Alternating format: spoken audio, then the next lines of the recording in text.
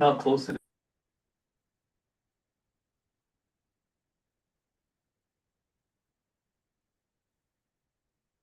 is. Basically done. I mean, so I'm thinking Christmas, I'm like, here we go. Just to let you know, I Christmas is- was on my way in about a mile and a half from the house and my truck started pulling to the right and I got a low tire, so. Yes, I saw your voicemail, sorry. You made it. Yes, well, yes, so. And we are We just 101. One more.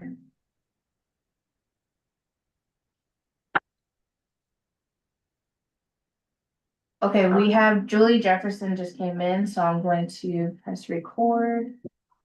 Okay. Oh, as he left, sorry.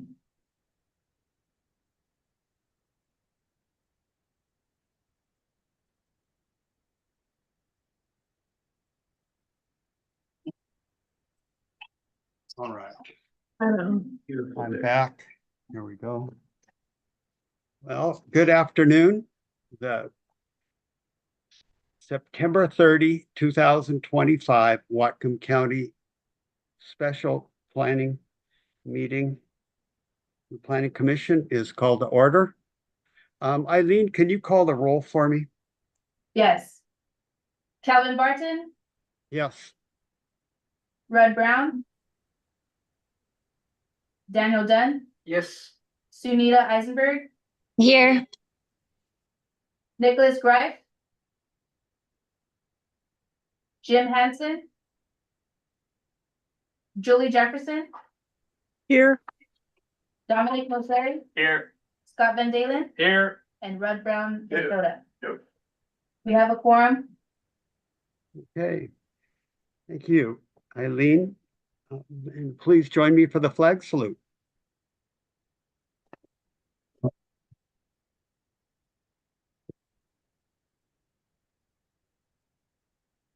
Sorry.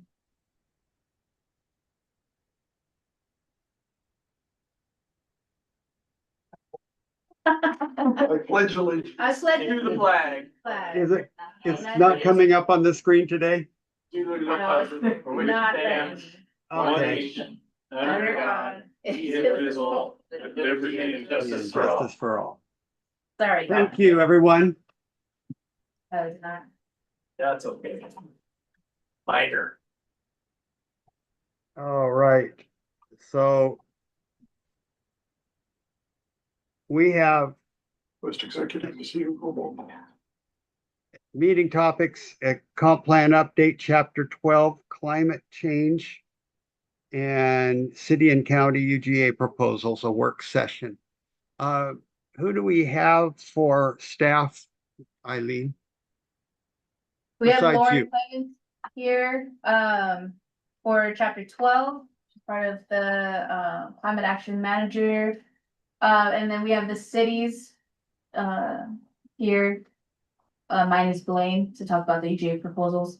Okay. Then Lauren, would you like to go ahead and take us through chapter 12? Climate work session? Yeah, I'm gonna share my screen.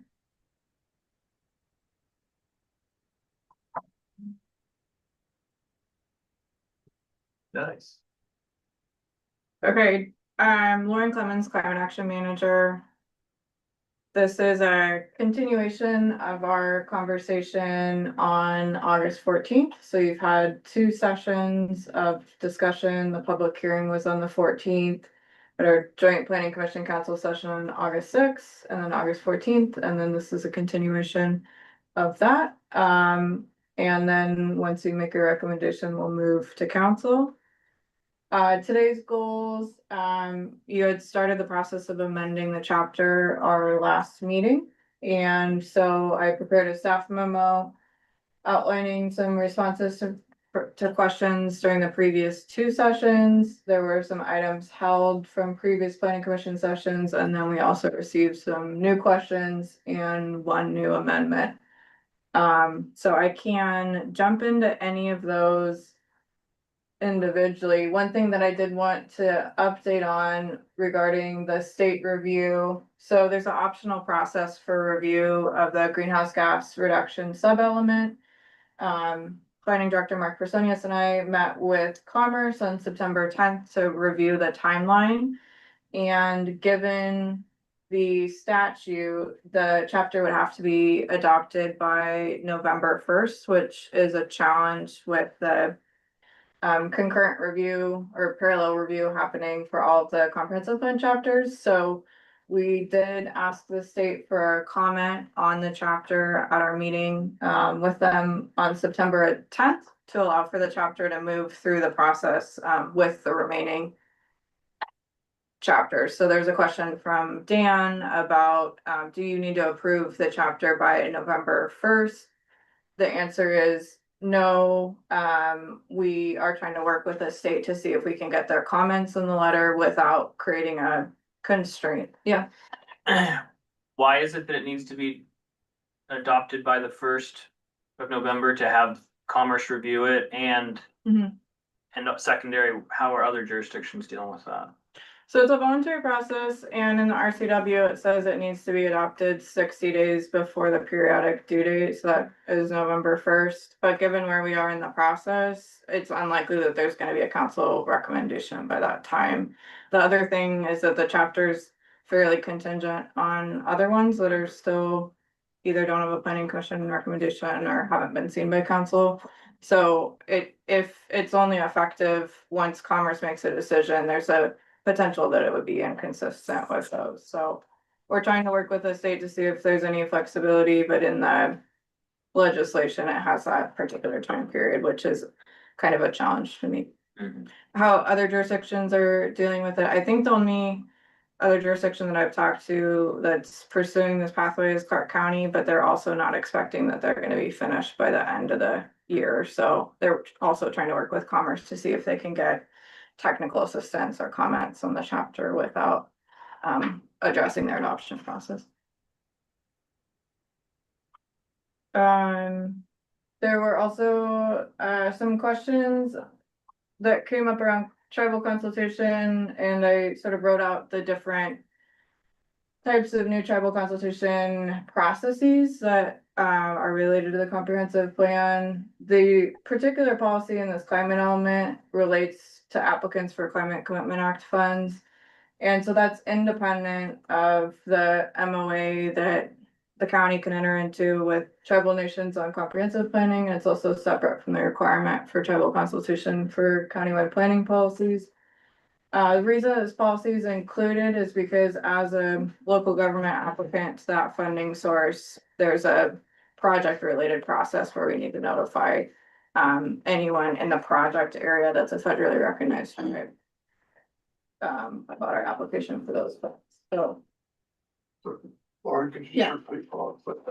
yeah, so we, as an applicant to that funding source, notify any federally recognized tribes in the project area. So Right, in the project.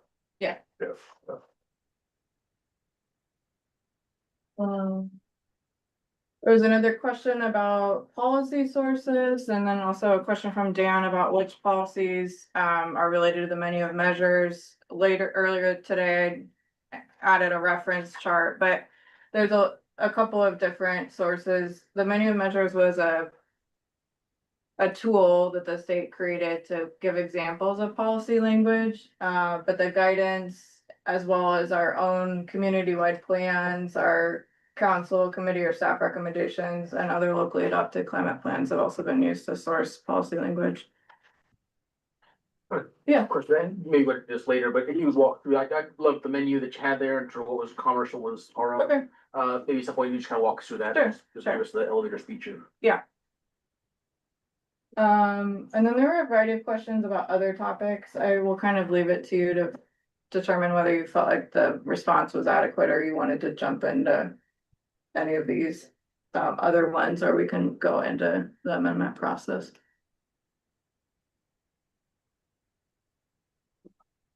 Sure, yeah, so I'll just go through, I know we had the big meeting today as UGA, so I'll try to keep my questions brief. I think you've answered most of them. But one thing that I was really impressed with was that you said our statewide emissions were essentially the same as they were in 1990. That's A little higher, yeah. a little slightly higher, yeah, which is which, I mean, I don't know what we're supposed to be tracking or what the ideal whatever thing is, but like that we've had a population growth, the economy's grown, we have more business, more people, whatever, but our emissions are kind of the same. I think that's a sign of success, whatever's been happening, so far. And you also mentioned that it seemed not feasible to bring that number to zero in the near term, 20-year whatever planning period. Did you have an idea as to what does seem reasonable, like to kind of maintain this level or to drop a little bit, or? Yeah, I mean, maybe two different things there. One is, yes, our population has grown statewide and emissions are a bit higher than 1990. You can look at the amount in the statewide inventory, but generally there was a decrease during COVID and then a rebound. So it had decreased more significantly 2020, 2021 because of a lot less activity and then increased. Your second question was about like what's the most effective or what we can expect during that time period. What do you feel is like reasonable, like looking ahead over the next 10 years, 20 years? Probably get zero. Yeah, I mean, that's a little bit difficult. One approach that we've taken for this is to just benchmark towards a legislative target. So just to be consistent with that, but not set a separate emissions reduction target, because there's a lot of contingency on what happens with state policy, federal policy, and then our local emissions and the things that county government has control or influence over is a relatively small portion of that. So there's a 5-year implementation report that's going to be due after the comp plan is adopted, and then we'll have an annual review process. So I think over that period of time, we'll see what some other trends are with technology, with policy, with regulation that are influencing the direction of that. Can I piggyback on your question? Yeah. Yeah, talking about the emissions, there's a chart in here that shows from 2017 to 2022, we actually dropped. The big bulk of that was industrial processing. Yeah. Is that because of Intalco closing? And Predominantly. if that is, then 2022 is probably a bad baseline. 2017 is probably better for us because the port's actively recruiting, and I think maybe somebody's even going into that facility or trying to. So I wouldn't count any of those savings that we got. Maybe the one that goes in is less than Intalco, but it's still going to be a big chunk. So if we are basing off 2022, the second that goes live, we're going to be in a big deficit again. So it's something to consider. If 2022 might not be the best baseline to use. Yeah, and I think part of the hesitance to set a specific reduction target is one, we're not mandated to, and the second thing is that the state in this intermediate guidance has not addressed how to account for industrial emissions, whether to sort of exempt those from the comprehensive planning process or to treat them differently because they're regulated at different levels of government as well. So there was a big drop because of that plant closure, but it's just something that we're gonna have to determine over time what the overall trends are.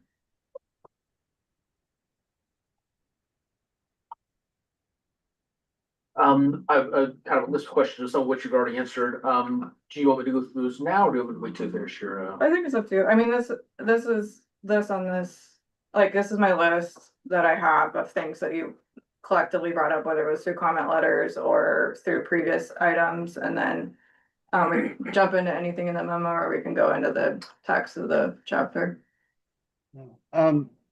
So was that Daniel Dunn, Commissioner Dunn? Yeah. Thank you. It's the way the video is laid out here, it's a little hard to see your hand. And so Commissioner Dunn, will you hold just for a moment? What I'd like to do is let you go ahead and start. There you go. That's helpful. I'd like you to go ahead and just start down the list that was sent out to us from you. And I know that Commissioner Greif has he's had his hand up there, and I want to ask him, Commissioner Greif, do you have a quick question or comment? No, I was just confirming that I arrived at 1:10 for the record. Oh, thank you so much. So Yes. Commissioner Dunn, go ahead. Can you without a Who question? am I seeing I'm waving? here too, that's all. Okay. All right, thank you. Sweet, sounds great. So let's kind of roll through these things. Let's see. So question 5, in the background summary, and yeah, maybe if you pull I'll up. pull the memo up once I know what you're talking about. Sure, sounds good. Yeah. It would just be just a Scrivener's thing of writing out the number the same both for the county and the state. I think in the state for the county you had 8 million written out as 8,000 whatever, and then for the global emissions you had 57 giga watts pounds. Okay, so you're talking about in the chapter, Yeah, in the chapter, background summary yep, in section. the section background summary. Okay, Um, second. it's a very minor thing, but Is this are you amending it or you have questions? Cause I thought we were doing questions.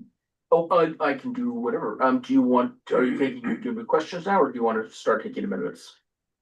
Maybe we can get through the rest of the questions and like the amendments, so I'm not going back and forth. That's good. My next question then would be, in 12.2.7, the HEAL Act. When I read that act, and definitely I'm not very well versed in what that is, but it looked like it was an act that was specifically related to 7 state agencies, but not the county. So I'm not sure if that was the right thing to represent. It talks about how you permit renewable energy. Yeah. Could you comment on that? Sure. So the reason that that's referenced is because under a separate bill, the state started a coordinated energy siting and permitting council that allows for larger scale renewable energy projects to go through that council and preempt the local process. Those are evaluated on a project by project basis. So that's overseen by Commerce and Ecology, who are subject to the HEAL Act. And in some cases, you would then need to coordinate between the permitting process happening here locally and the state agency. And if you went through the state, you go through the HEAL Act process. They would need to, yeah, be HEAL Act They would compliant be in terms of like noticing the process and doing the project review and everything associated with that. Let's see, I had a question about 12.2.8. It's a measure that promotes using local timber, but other measures of the chapter promote preserving like local timber uses. I think you had a response to your memo. Just go over that briefly. Sure, yeah, I mean, the GMA asks you to do both, so you need to both support local timber industry and then also have preservation of ecosystems. I think you were asking about the balance between those. So in the resource lands chapter, for instance, there's more discussion about commercial forestry. And then in the environmental chapter, there's more discussion around critical areas ordinance, ecosystem protection, etc. The climate chapter touches on each of those because there are carbon sequestration benefits to preserving forest land or improving ecological function, but it's not sort of like the core function. It's just a consistency thing between where those are predominantly addressed and those other chapters in the climate element. 12.2.9, it's about building codes, and currently I'd suggest we scrap that section as we take a look at it, because the codes are already oriented towards getting 70% below 2006 levels by 2030, with a net zero by 2050. Okay, so that sounds like something you might want to amend. Maybe in the net, yep, okay. Then trees, and then I was wondering if we could put in something about supporting the creation of a wetlands mitigation bank towards the end there. Would that be an appropriate place in the chapter? Your decision, your decision. All right, that's good. Okay, Those are all the questions Okay. that I have. any other questions?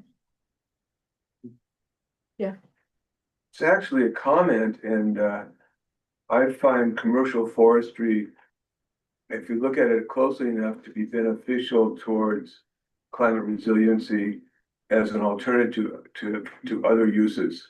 And so I don't really think there's a contradiction between ecological protection and forestry.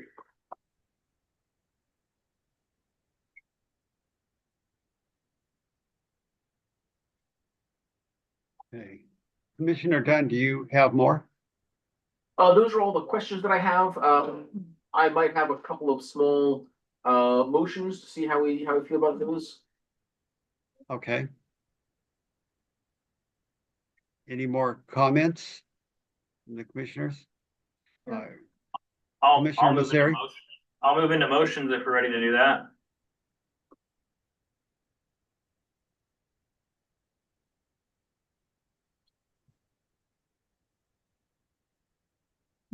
That is a yes. Yes.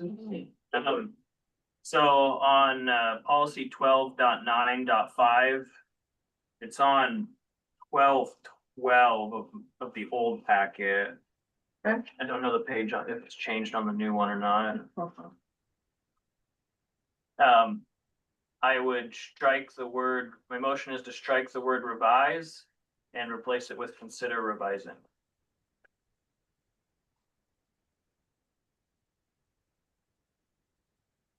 I can second that.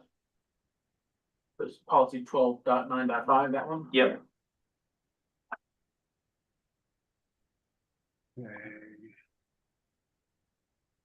Second. Okay, we have a motion and a second. Is there any discussion? Seeing none. Eileen, would you call the roll, please? Yes. Dunn, Yes. Eisenberg, Abstain. Greg, Yes. Hanson, Yes. Jefferson. Mosseri, Yes. Van Dalen, Yes. Brown, Barton, Yes. Commissioner Jefferson, was that a yes? Yes. Thank you. Passes. Commissioner Masseri, do you have more? No. Okay.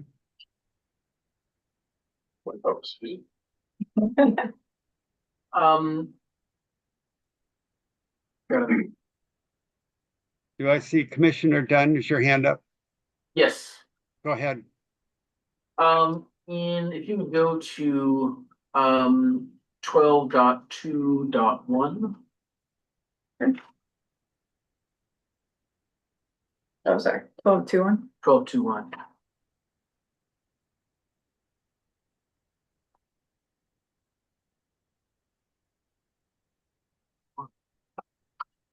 So this is about, it says to implement the Washington State Building Codes requirements. We already do that, so it's just saying, continue to implement. That was your motion. Continue to implement. Yeah. Second. Another choice to make. Is, Technically you do, but the consequences can be dire.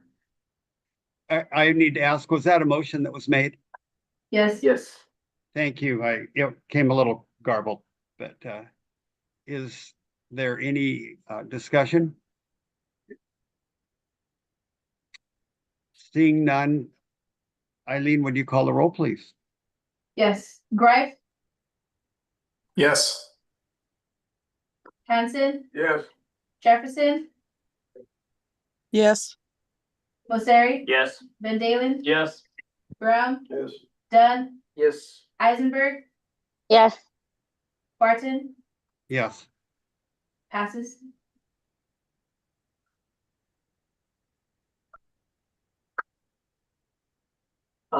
Go to 12.2.9.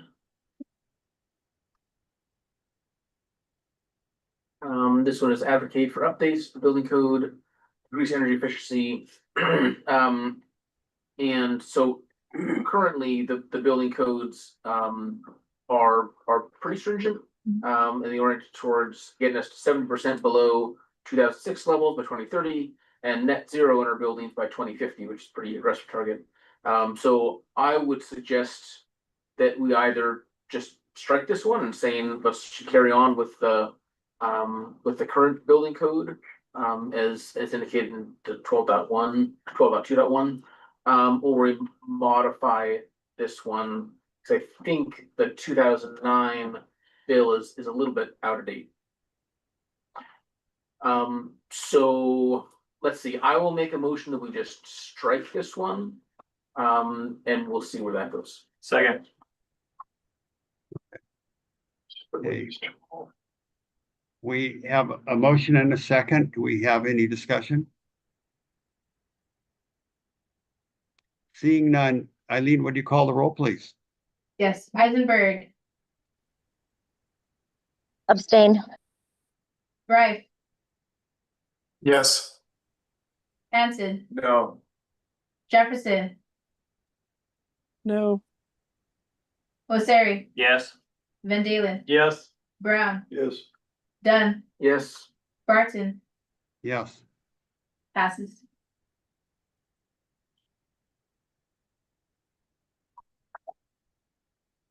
And if we could go to 12.11.6. Yeah, that's right.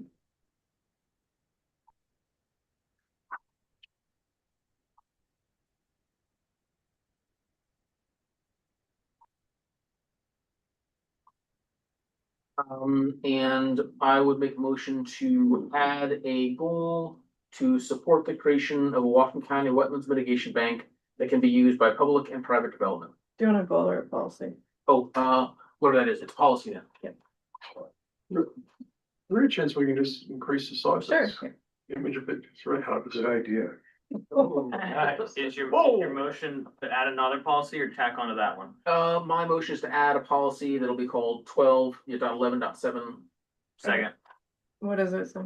And it would say, support the creation of a Whatcom County Wetlands Mitigation Bank that can be used by public and private development.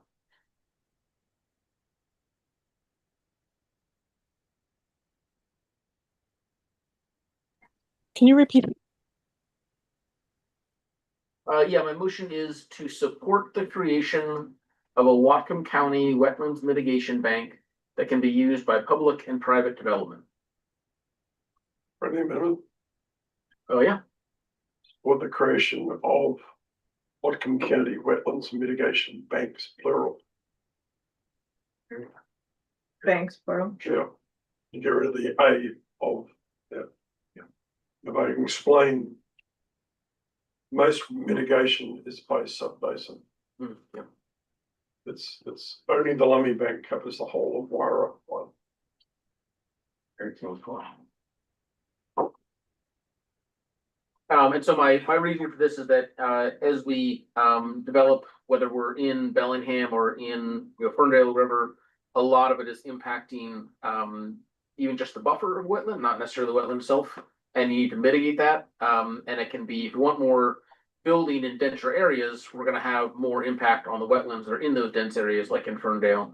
And so having a wetland mitigation bank allows that impact to happen, but then to be made up for it through a policy, and a whole mechanism, in an area that is maybe more appropriate for wetlands. To that. Sure. We will have no development in the UGAs. Or even in some parts of the urban areas, if you don't deal with the wetlands mitigation and buffer mitigation issue. All the rest of it becomes undoable. Okay. You second this? Yeah. So we have a motion and a second. Is there any more discussion? Eileen, would you call the roll, please? Yes, Brown, Yes. Dunn, Yes. Eisenberg, Greif, yes. Eisenberg, Can you hear me? I said yes. okay. Hello? Greif, Yes. Hanson, Yes. Jefferson, Abstain. Osiri. Thank you. Yes. Van Dalen, Yes. Barton, Yes. passes. Those are all my motions.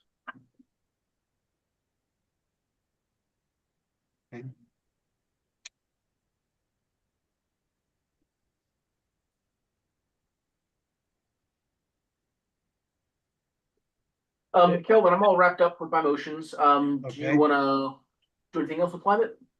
I'm just looking to see if any other hands come up. If nobody else has anything, I would move that we send this on to council. I'll second. So, sorry, I would like, I'd like to ask you a question. Sure. So have we addressed this issue about which tribes are consultant? For the chapter or? Because we had a discussion last time as the way it read was being interpreted as it was any federally recognized tribe. And I think you've since, I think it'll be modified.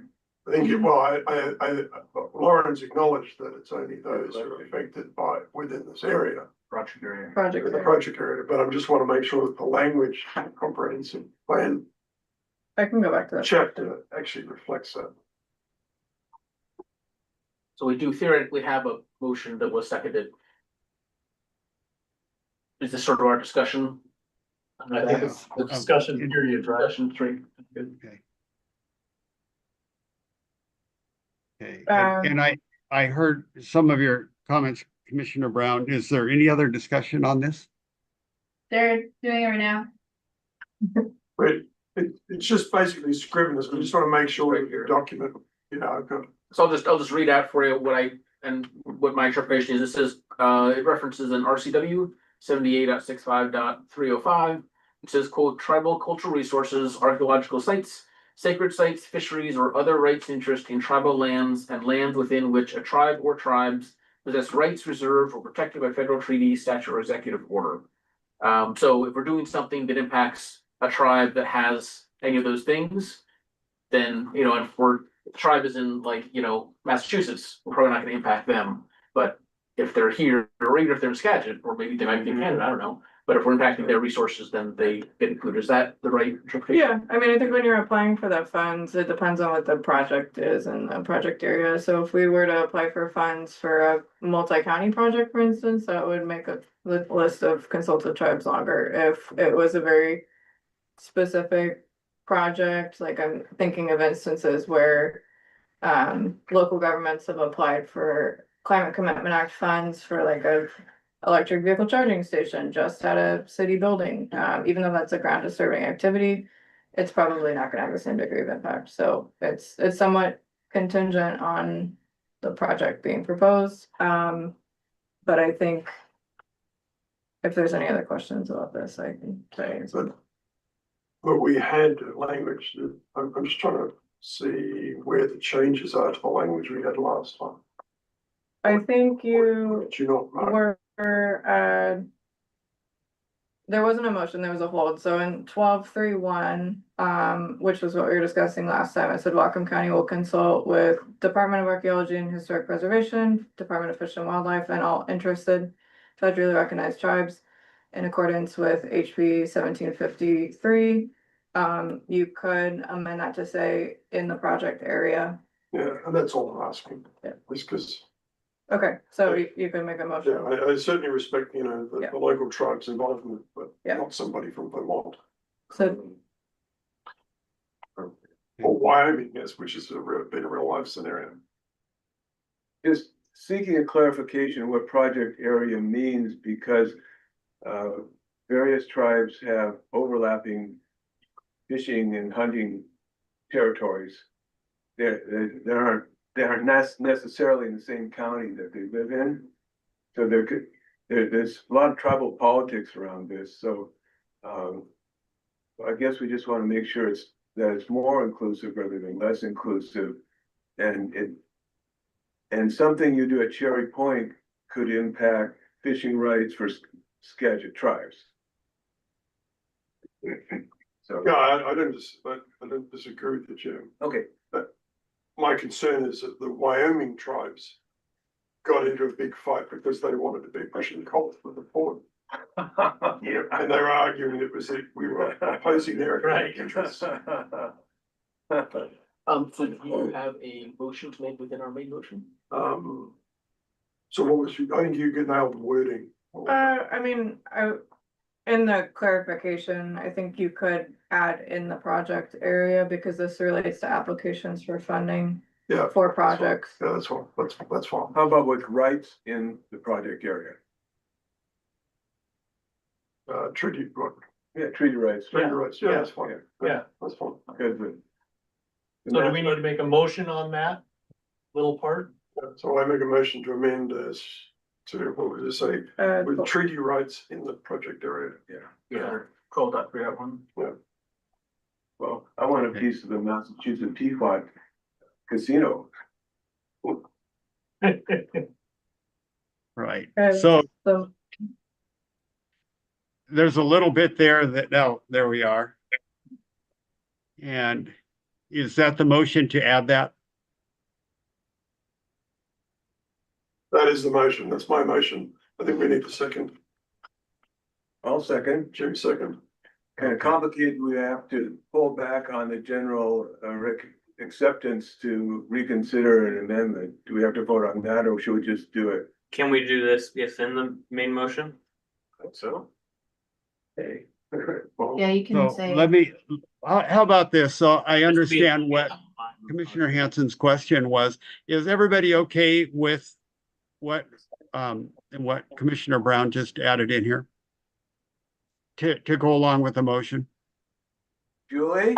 I just have a question, and I'm not sure, actually, I wish I could just ask specifically, but when we say in the project area, if that impacted a tribe that wasn't in the project area, that was outside of the project area because something upstream or something like that, wouldn't that impact other tribes that are surrounding tribes in the project area?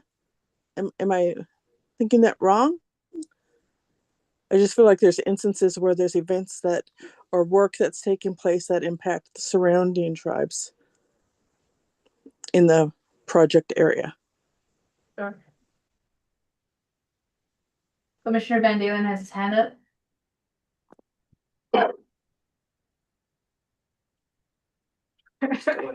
Oh, Go for it. I've just, okay. in 12.3, it does say including affected Indian tribes, so doesn't that cover that?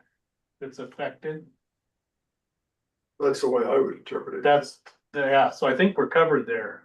Yeah, you could For have, regarding Julie's question. Okay. or it could say rights or interests. That would be consistent with what's quoted above. Yeah, what's interesting. Yeah, Lauren, where's that section at, the one that just was referred to? This is directly quoted from this RCW, so it reads tribal cultural resources, archaeological sites, sacred sites, fisheries or other rights and interests in tribal lands and lands within which a tribe or tribes possess rights reserved or protected by federal treaty, statute, or executive order. And then Julie's question was about, if a tribe had an interest in an area and it wasn't a rights reserved Well, it's actually adjacent. adjacent. And then I'm not an attorney, but my question is that, well, I'll ask Commissioner Brown, what you're trying to say with that is that lots of tribes have treaty rights, but that a Wyoming tribe really doesn't have standing for something happening in Whatcom County. Is that what, am I right on that? Well, the Wyoming example is a real world example. The Wyoming tribes tried to argue that preventing the coal terminal at Cherry Point was interfering with their tribal rights and economic opportunity Okay, because they wanted to ship their coal through Cherry Point. okay.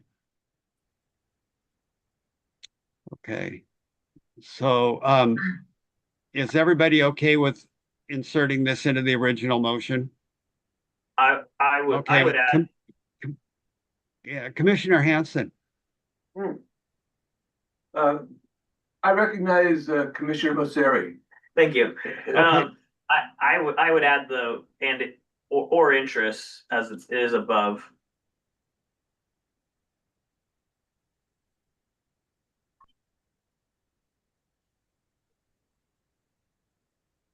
I think that hopefully is getting at what Commissioner Jefferson was concerned about.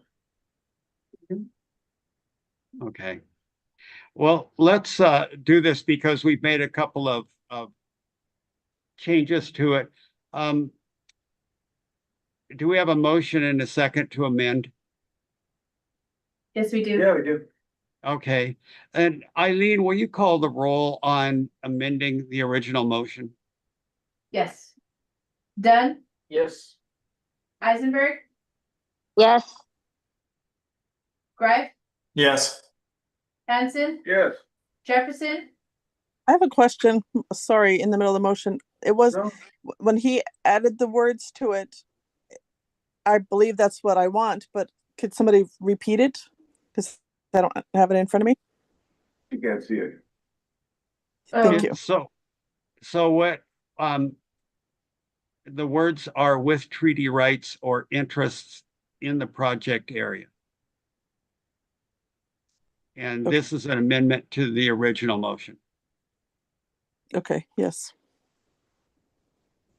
Mosseri, Yes. Van Dalen, Yes. Brown, Yes. Barton, Yes. passes. Okay. And now let's go to the original motion. Okay. Eisenberg, And Eileen, hold just a moment, just because I want to ask this because we just amended. Are there any further comments on the original motion? Okay, seeing none, go ahead, Eileen. Thank you. Eisenberg, Yes. Greif, Yes. Hanson, Yes. Jefferson, Yes. Mosseri, Yes. Van Dalen, Yes. Brown, Yes. Dunn, Yes. Barton, Yes. passes. Job.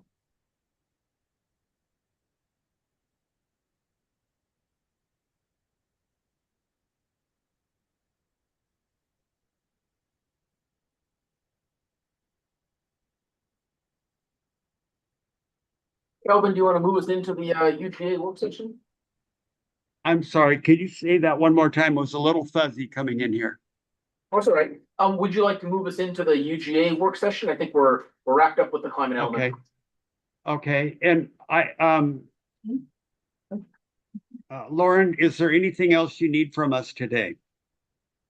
I don't believe so. There's gonna be further council discussion on this chapter, so keep you posted on that. Okay. And thank you for the suggestion about moving into the UGA part of the meeting. So Senior Planner Matt Amat, would you take over, please? All right, so for the record, my name is Matt Ahmet from Whatcom County Planning and Development, and this is just discussion. We've had hearings on 9 of the 10 urban growth area proposals. Blaine deferred theirs till October 9th, and we just received their revised proposal this week. So yes, just this would be a process of making motions by the commission and talking through those. Okay, Matt, I looking for the page here. Because Blaine had their proposal, their suggestion. Can you, there we are, Birch Bay. And you have a map in there. And I'm trying to find the right one. It is page 13. And up at the top right-hand corner, Okay, and the map that I have in my hand here. this is the one in it the packet. Yes, it shows that Blaine's UGA goes right down and abuts Birch Bay, or proposed UGA. And I was wondering if that should be removed from there. Well, this point? yeah, I mean, you can make motions. We haven't had Blaine's hearing yet. So it might be good to make motions on Blaine at the October 9th meeting Okay. hearing. Well, yes, and of course, we have not seen that, but this was presented as the Birch Bay urban growth area and then with Blaine in there. That was why I wanted to bring that up. Let me bring up the map here. So is this the map you're looking at? Yes. Okay. Yeah, so there's the city of Blaine there. So then we have their proposal Okay. out in this area. So Okay. And then they go all the way to that point with the city? yes, that's Okay. existing city limits. Got it. Okay, I understand. Thank you.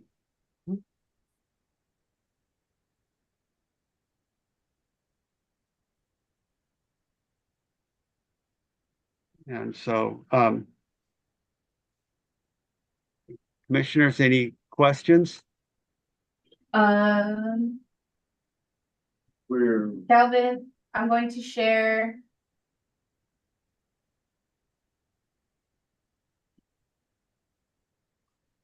I think it'll be easier if we do this. Thank you.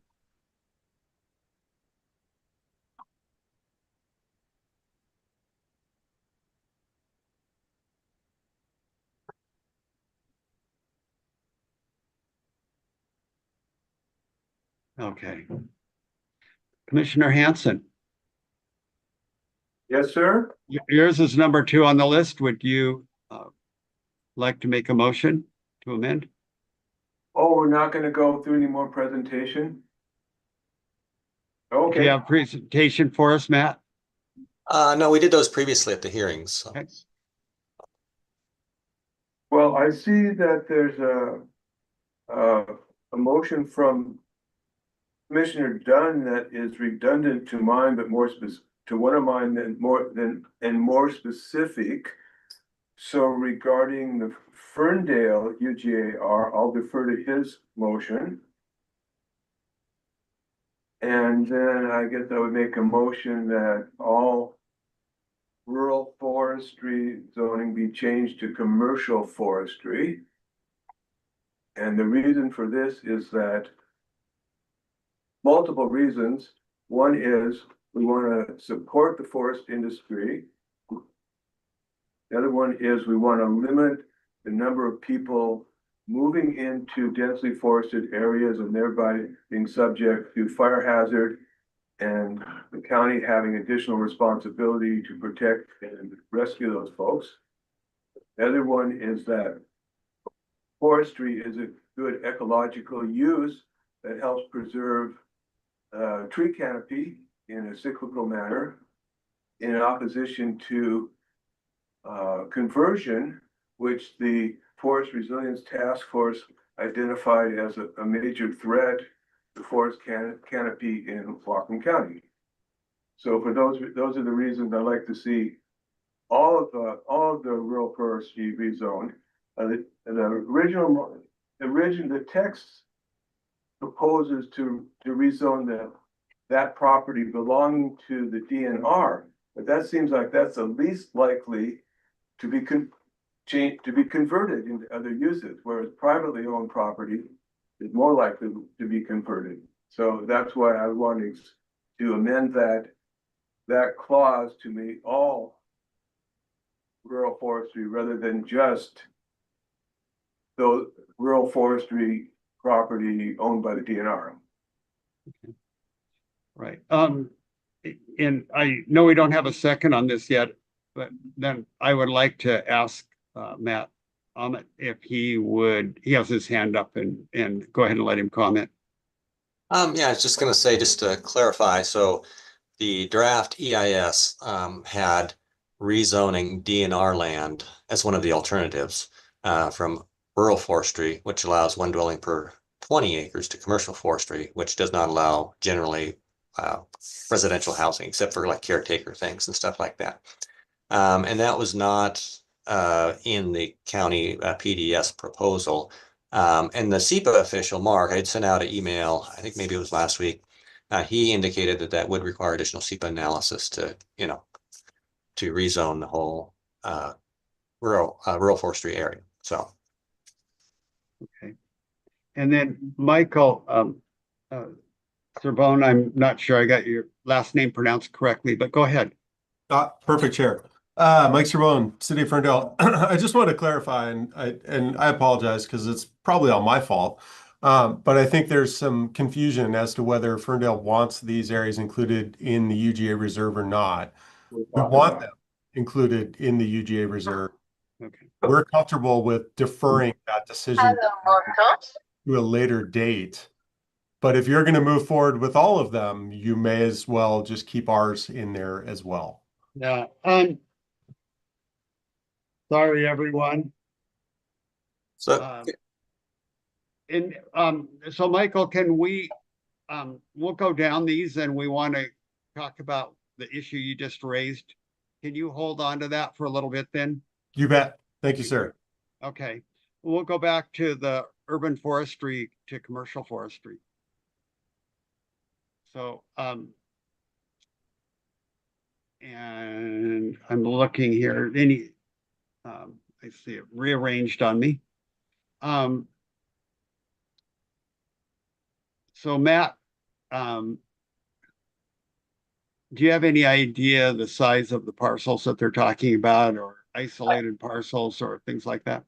well, I can look up, do you want acres or location?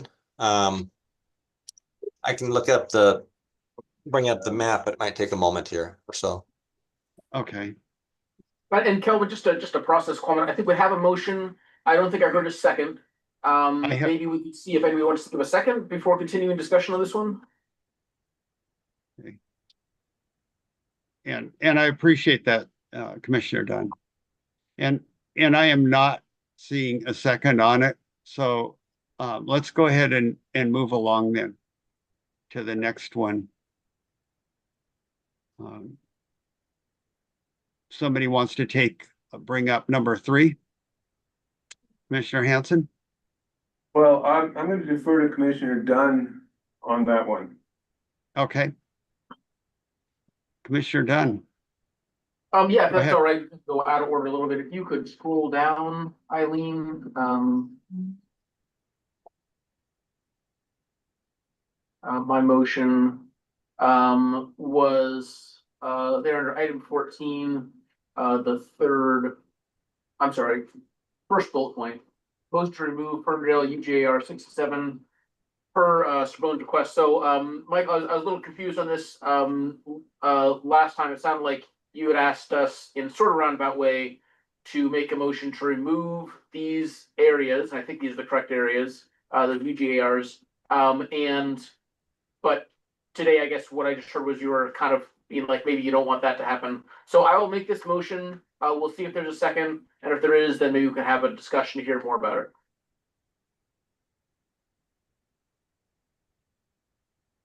Is that Commissioner Hanson? I'll second. Okay. So we have a motion, a second. Yeah. Do we have any discussion? Matt? Go ahead. I did want to mention that at the city county planner meeting last Friday, so this was discussed. And it was discussed in the sense of, do all the jurisdictions want to remove their UGA reserve expansions into ag or rural till 2026, 2027 review? So we'd go through this comp plan review, and then it would be done as a follow-up item in the annual docket process. So the cities needed some time to go back and, talk to their officials to see if they support that or not. So we asked for that response within 3 weeks. So you can, this could either be deferred or you could make a recommendation, but we would have, whether the cities as a group want to proceed with withdrawing these UGR reserves or not. And then it could be done on an individual basis if not. Okay. Commissioner Dunn, your thoughts? I'll defer to Scott. He's got a question. Based on what Matt just said, it seems to wait the 3 weeks before we make any more decisions and see what they say. Just based on what Matt said, that's my thought. Right. Commissioner Hanson? Well, it seemed to me if all the other cities wanted to hold on to theirs, there wouldn't be a rationale to dispense with Ferndale's. Okay. Commissioner Masseri. Yeah, Michael, just to clarify, what I'm hearing that you said is the plan that you had laid out is the plan that Ferndale wants. If there was gonna be some concessions and people wanted to change boundaries, that was just a suggestion that you put out if people are looking to get rid of those. But if you had your preference, it would be to keep those in UGARs, right? Yeah, what I was really looking for, Commissioner, was again, it's not something that's required by the GMA right now. You have a lot of decisions in front of you as witnessed by this motion sheet, and this is something we could all do next year. But if that's not something we want to do next year and we want to pile it all in this year, then that's fine with Ferndale. We'll keep those two proposed UGARs. But if it's something where other folks are comfortable with having that discussion at a later time, allowing for more time to engage stakeholders, then we're supportive of that as well. I hate to be cagey, but like I see something, You're being too agreeable. I see something and I'm like, well, maybe there's a better opportunity here to have a good discussion about this.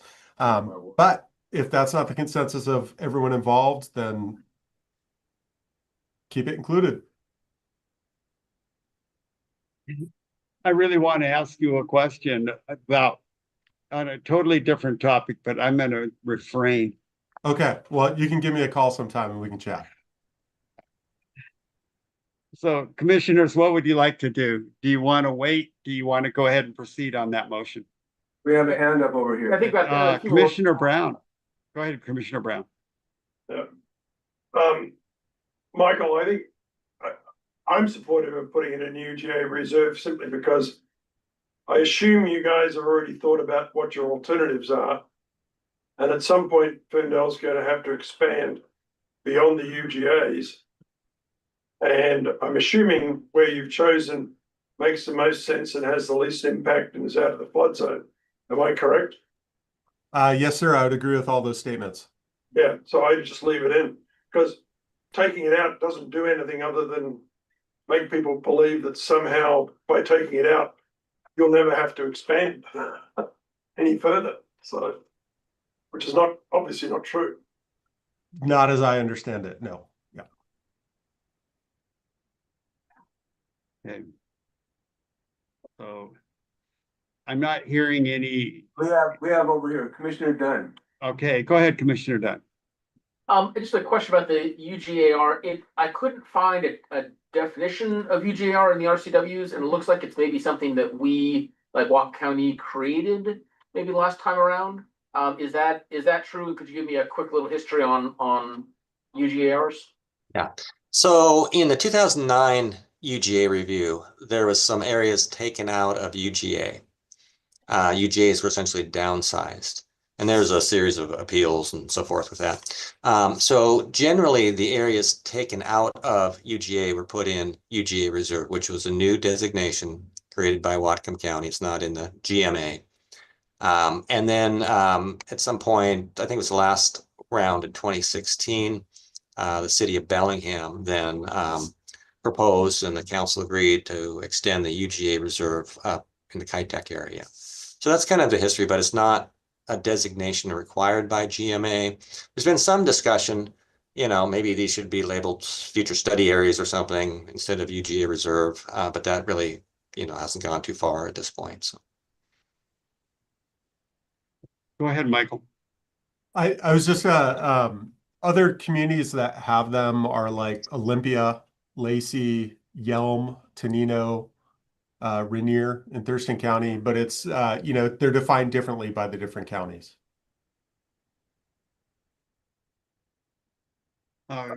Chris Behe, go ahead. You're muted, Chris. Thanks, Matt. Sorry, I just wanted to clarify, are we just discussing the bullets on motion 14 related to Ferndale at this point? Yes. No. Right now, yeah, yeah. Okay, great, thank you.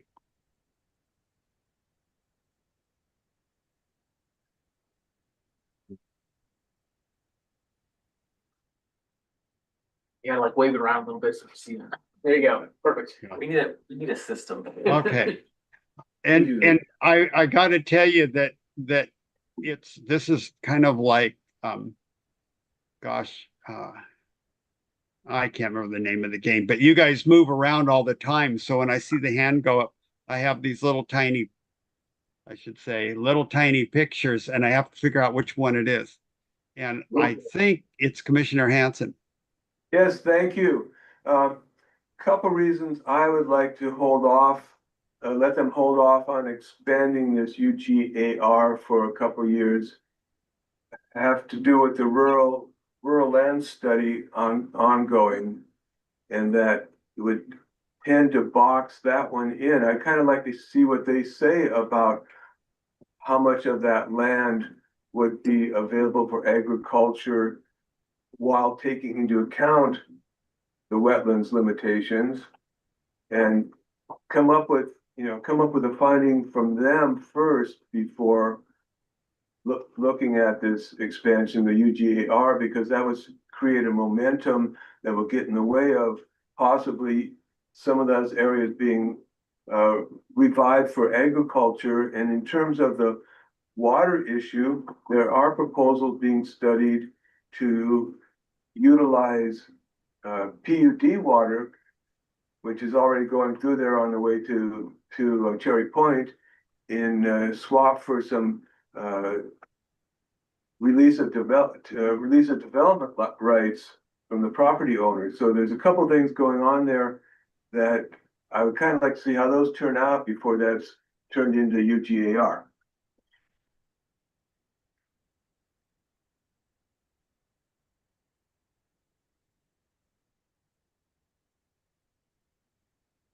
Is that Commissioner Masseri? Yes. Yeah, Matt or Michael, could you tell us what the current zoning is in those UGARs? Because it's not just a line on the map, right? They would get rezoned to R10. So it does have consequences both on currently what could be developed and also what that would look like if they ever were incorporated. Yeah, I think those are both R5A. I'm trying to squint and see the map right now. And so, I yeah, think Matt is right, R5A. So that actually, if it goes in the UGA reserve, would potentially keep it larger parcels if it was ever incorporated into the city, and also would potentially keep it as larger parcels if it gets designated as farmland. So there is actually some benefits on both sides to have it in the UGAR.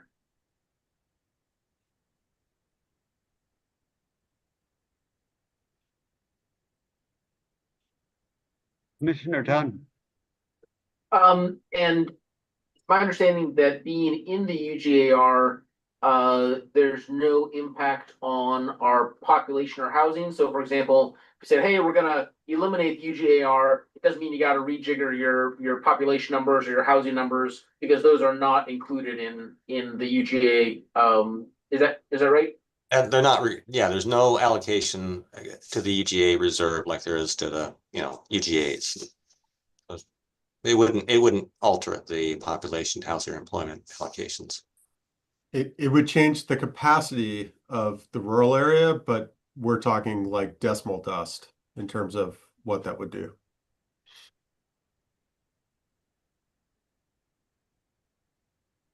Is that a scientific term?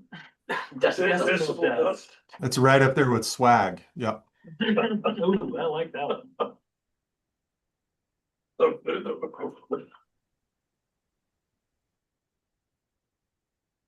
Commissioner Dunn.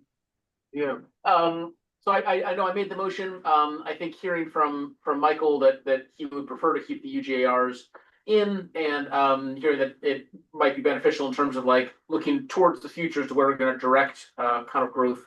I'll probably be voting against my own motion there. Okay. Would you like to withdraw your motion? Well, I'll check with my second. Sure, why flog a dead horse? Okay, Sounds so, good. Then yeah, we'll withdraw that motion. all right, the motion is withdrawn. And we'll strike the dead horse comment from the record. I like it. Makes it tender already. Yeah. Eileen likes this. What do we got? Commissioner Brown. Yeah, just a point of information, like I said, call it. To run a water main to provide agricultural water in exchange for development rights would roughly run for an 8-inch main, roughly run at $1.5 million a mile. So it's pretty hard to recover to make that agricultural land viable for surrendering by surrendering the development right. Notwithstanding the fact that even if you did that, you still got to put the future growth somewhere. Up. Yeah, but up is more impactful. Okay. You're talking about up vertically as opposed to up north. Yeah, No, up vertically. Yeah, vertically. Jim, I would invite you one day to have a building with an elevator in it. It is my least favorite thing to do. Oh, well, we're looking for a condo, so. As a building owner, they're horrific. As a builder, They're just. it's just a nightmare. Are they as bad as a boat? Well, People. Does anybody, let's go ahead and move on here. Drag it back to sorry, the topic. Mr. Sedan, yes, sorry. Yeah, that's much fun. Do we want to just stay at the top and hit Nick's next? Yeah, that sounds good. Cool. So did we decide we're gonna table all the agricultural stuff or just the one in Ferndale? Was there like I made a motion and then I withdrew that motion. But I don't think it affected anything beyond just that motion. Yeah, he withdrew his motion and Commissioner Hanson agreed with that. So yeah, I we're guess I'm asking like waiting just for like maybe like from a straw poll perspective, would folks prefer to just put a pause on the agricultural conversation pending, the city conversations, or do we want to just move forward with these motions? Because I'm happy to do it either way, and I figure I'll save a lot of time if we just have a straw poll discussion. Pause. That's my vote. Matt, well, let's hold on just a moment. I was gonna ask Matt if he'd weigh in his hand button popped up on the screen. Do you want to answer that question, Matt? Yeah, let me, What do you need from us? well, Eileen, can I share for a moment or I just? Yeah. Yes. Oh, nice to hear. Okay, so I want to first understand the motion. Because like for Sumas here, right here's the city limits, and over in this area, the comprehensive plan designation is currently ag, which you can see here and here, and the zoning is also ag. And so Sumas is proposing to put part of it in their UGA and part of it in their UGA reserve. So the city county planner group discussion would only address this, whether, there's consensus that this would be withdrawn. That's helpful. So in understanding the motion, are you saying that this should not be UGA, it should remain ag? Is that the? Correct. That is the motion. Okay. So then we should move forward with that motion. Okay. Yeah. Okay. Then if we return to the motions, I will make my motion and see if there's a second for discussion. So, Commissioner Greif, do you want to state it as a motion? Yeah, I was just waiting for it to get back on the screen to remember which one was first. Motion to remove all agricultural zone lands from the Sumas UGA or UGA reserve expansions. You're basically saying don't expand the existing UGA. Correct. That is what I am saying. Did I hear somebody make a second? No, I will. Nobody Okay. else will. Okay, we have a motion and a second. Cool. So opening up for discussion, obviously there are a number of motions here that are all in the same vein. I did not feel compelled or convinced by the city presentations that expansion into agricultural lands was necessary to meet the GMA requirements. I think some of the comments we received that expanding into agricultural resource lands was inappropriate for this comprehensive plan are accurate. I think they might not stand on judicial review either. At the end of the day, the comments from some of the planners, I think generally said, we don't think there's comfort in having additional density internally within our city boundaries. And to me, that is understandable. And I've seen that many, many times in my government career. But that is not sufficient to be the reason that we expand into agricultural resource lands. We should be looking at increasing the amount of allowable parcels in infill lots. Having explored the area further between our last conversations on this and today, I think there are additional opportunities to hit the housing and population targets within the current municipal boundaries. Just to clarify, is this just Sumas or is it Sumas, Everson, Nooksack in the motion? We are just on Sumas. Okay. Okay. Matt, can you bring the map up for Sumas? Yeah, and the Sumas planner is here, Carson. And Commissioner Brown, I see your hand up. Yeah, I would speak against the motion. The whole of Sumas is basically surrounded by ag lands. The only thing you could do is maybe expand into the rural area, but then you're creating a non-contiguous city boundary. And you're also increasing the climate impacts because you're increasing the distance traveled between the center of Sumas and the UGA. So all these jurisdictions for which there's proposals to remove the expansion to the ag zones are basically all surrounded by ag land, or at least the area that's most logical to expand is ag land. So I don't think we've got any choice under law. I disagree with the assessment that it would not survive a legal challenge, and I would speak against the motion. Commissioner Masseri. Yeah, I have a question for Carson. I get the concern. Well, one, the flood concern, obviously, in the existing UGA, although it does look like there are some areas that are outside of it. I don't know if those are true or not, along the north there and a couple pockets down below.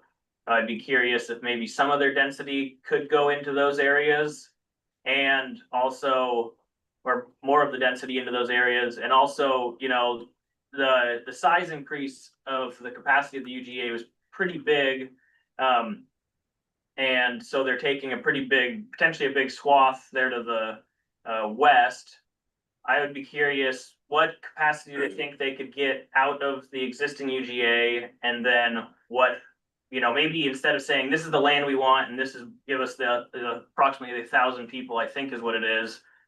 What does it look like if they went for 500 increased capacity or some reduced number? How much of that could go into the current boundaries, and then maybe a less of an impact into the agriculture area would be maybe a compromise.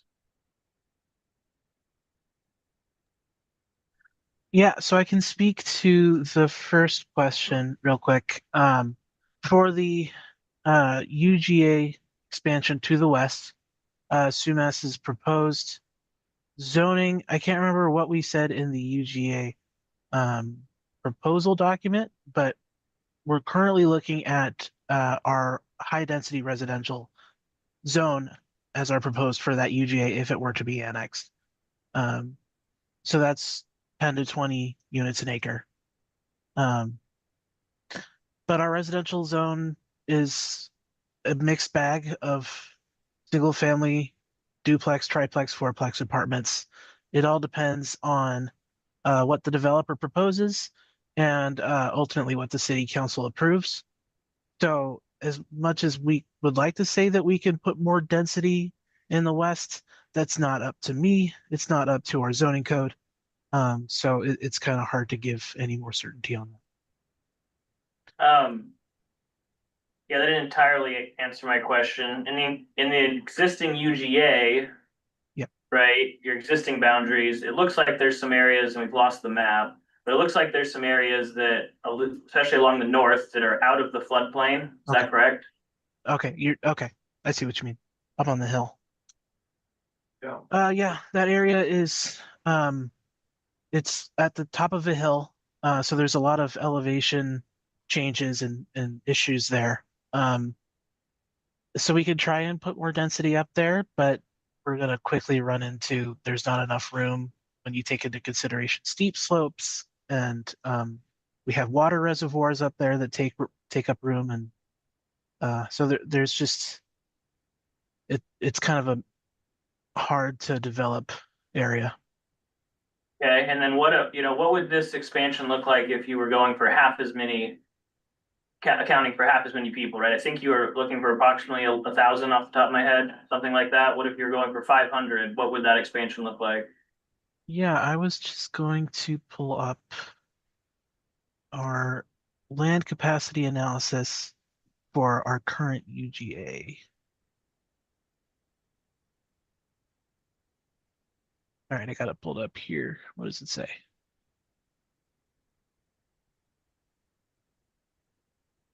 So, currently we're at a deficit of 520 housing units in our current UGA. So the expansion needed to be big in order to make up that deficit. Your deficit's based off of the allocation though, right? I mean, there's no, That, yeah, that is taking the 1,000 population. Okay, so the current population capacity in Sumas is 242 residents. That's how many more people we can support, 240. So even if you halved our population projection, we would still end up with a deficit.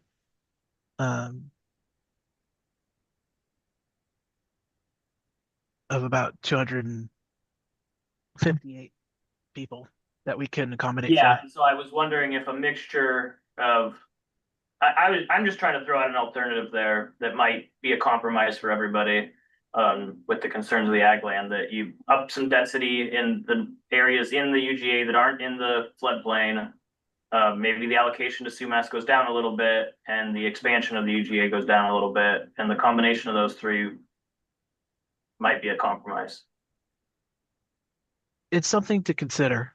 I can't say for certain whether or not Sumas would go for that, because obviously that's a council decision at the end of the day, but it is definitely something for us to consider. Commissioner Dunn. A question, Carson, I don't know if you could pull up your presentation that was in our packet, or if Eileen or somebody could, under Sumas's land capacity analysis. Right. Which is listed as like, there we go. Is that there we go. Yeah, so so there are two recent cases in front of the Growth Management Hearings Board that were kind of tied to the legislation about housing and the income bands. One was Mercer Island and one was Kitsap County. And in both of them, the hearings board sort of emphasized that you have to plan for housing at the income band as well as with population. And if you don't plan for housing, especially on the lower side of the income band, then they might toss it back at you and say, hey, try this again. So I guess when I look at your capacities, it does look like you're over allocated in terms of your population capacity. Looks like you have a capacity of 1,400 and an allocation of 1,000, but it looks like you're actually under on your housing. You got deficit 212 in that lower income area. and then, deficit in the higher area. So I guess my concern would be if you don't expand, then, what might get tossed back to us, because we're like, oh, where are you gonna put all these people?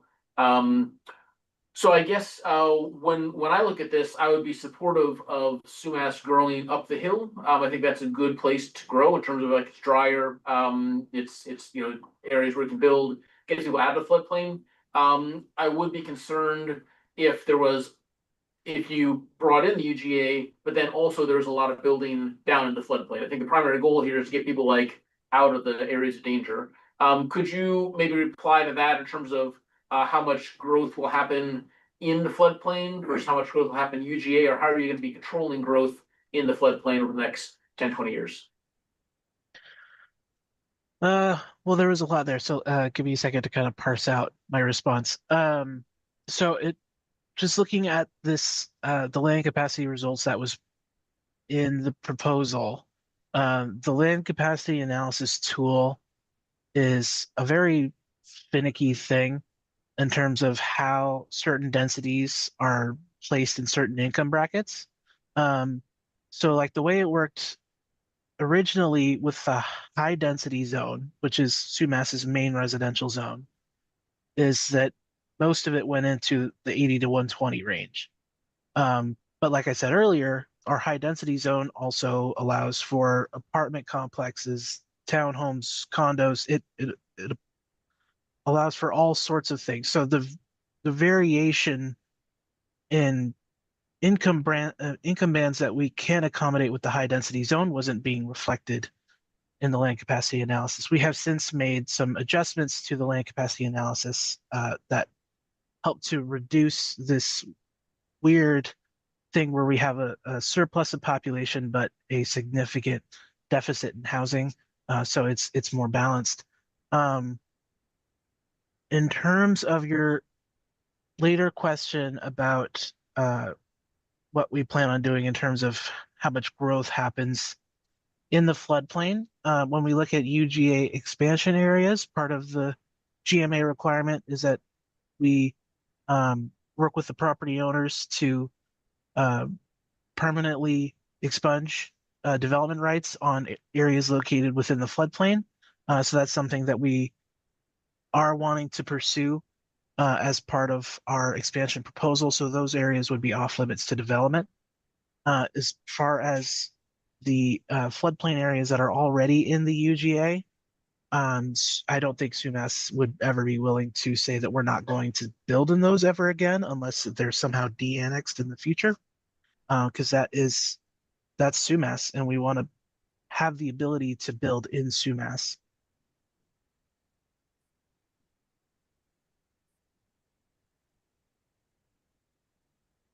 Can I ask, put the SUMAS map back up? Let's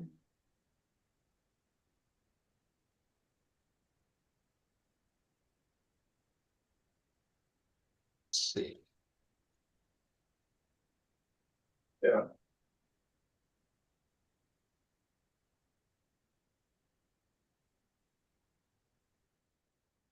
Can I speak of them? Sorry, ask that again? I wanted to be recognized. Yes, go ahead, Commissioner Brown. So when I look at the area that you're proposing for the western UGA expansion, that's ag, there's a part that's in blue, which is part of the floodplain, which I understand you're not planning on building in. And then there's the part to the west of that. And one of those appears to be an active agricultural field, and the majority of the rest of it is either treed or what looks like unirrigated pasture land. So to me, I think it's actually the logic, even though it may be zoned ag, it's not, a large chunk of it's actually not being used as ag. It's obviously never been good enough to be ag to justify for the old farmers to justify removing the vegetation. So Yeah. I think you are in the right spot. Yeah, and that was a part of our decision to target that direction, is that it's not used as full-on irrigated agriculture lands. well, most of it. There is that piece that is. Yeah. Commissioner Gray. Yeah, so, obviously I still support my main motion, but in discussion of just the growing west versus growing south, at least the areas to the south look like they could largely be contiguous with the existing, residential and commercial strips in Sumas. The area to the west has a giant buffer zone of, other, largely other, open space or industrial uses. So just from a planning perspective, it's, considering that there's also then an additional gap in the UGA ag proposal of wetlands that would be undevelopable, you're looking at a pretty disconnected set of potential housing. So I'm just really struggling with that being a good approach to putting housing in this area. Yeah. So the UGA expansion area to the south, as opposed to the west, is actually used for commercial agriculture. All of that is very flat land. Corn is growing all year round, and other crops. So although we have it in our proposal, that area is much more widely used for agricultural purposes. Commissioner Van Dalen. Ag land. Commissioner Van Dalen, did you have your hand up? Just to follow with what Carson said, I know the area, I know the farmers, way better ag land to the south. It'd be a shame to move into that area. I just know those guys, I know what they grow, and I know the dirt, and I know what the dirt's like to the west. And to the west is completely different than what you got to the south. Commissioner Craig. Yeah, I was gonna add, I think we're having kind of two separate but related conversations. One is, where does it make sense to put housing, ignoring the agricultural conversation and saying, okay, like what actually makes sense from a growth perspective for the city that would enable reduced greenhouse gas emissions and contiguous city life and all that kind of stuff, or neighborhood life. I don't know if we want how urban we want to describe Sumas as. The other is, okay, which of these ag lands that are being discussed as being added in the urban growth area are more or less likely to be actually used as agriculture? And I think those are separate. Like I agree that the ag lands to the south, based on the feedback, are more fertile and more likely to be used as active and productive agriculture. But I still don't think that that is a good enough reason to say, okay, well, we should take a giant jump of like open space and industrial and then try to put housing significantly to the west of the city where it's not contiguous. No one is going to be able to use that without driving a significant distance. Anyone without a car is going to be locked out and isolated. So from the broader planning goals, I don't think that the westward expansion is meeting those, from what I understand. Yeah, I agree. The west expansion area is not an ideal spot to expand, but no direction is. And I mean, aside from just keeping the UGA exactly where it is, no expansion, in which you're just putting more people in the path of the flood, there's nothing else we can do except try to push for going somewhere. Commissioner Gray.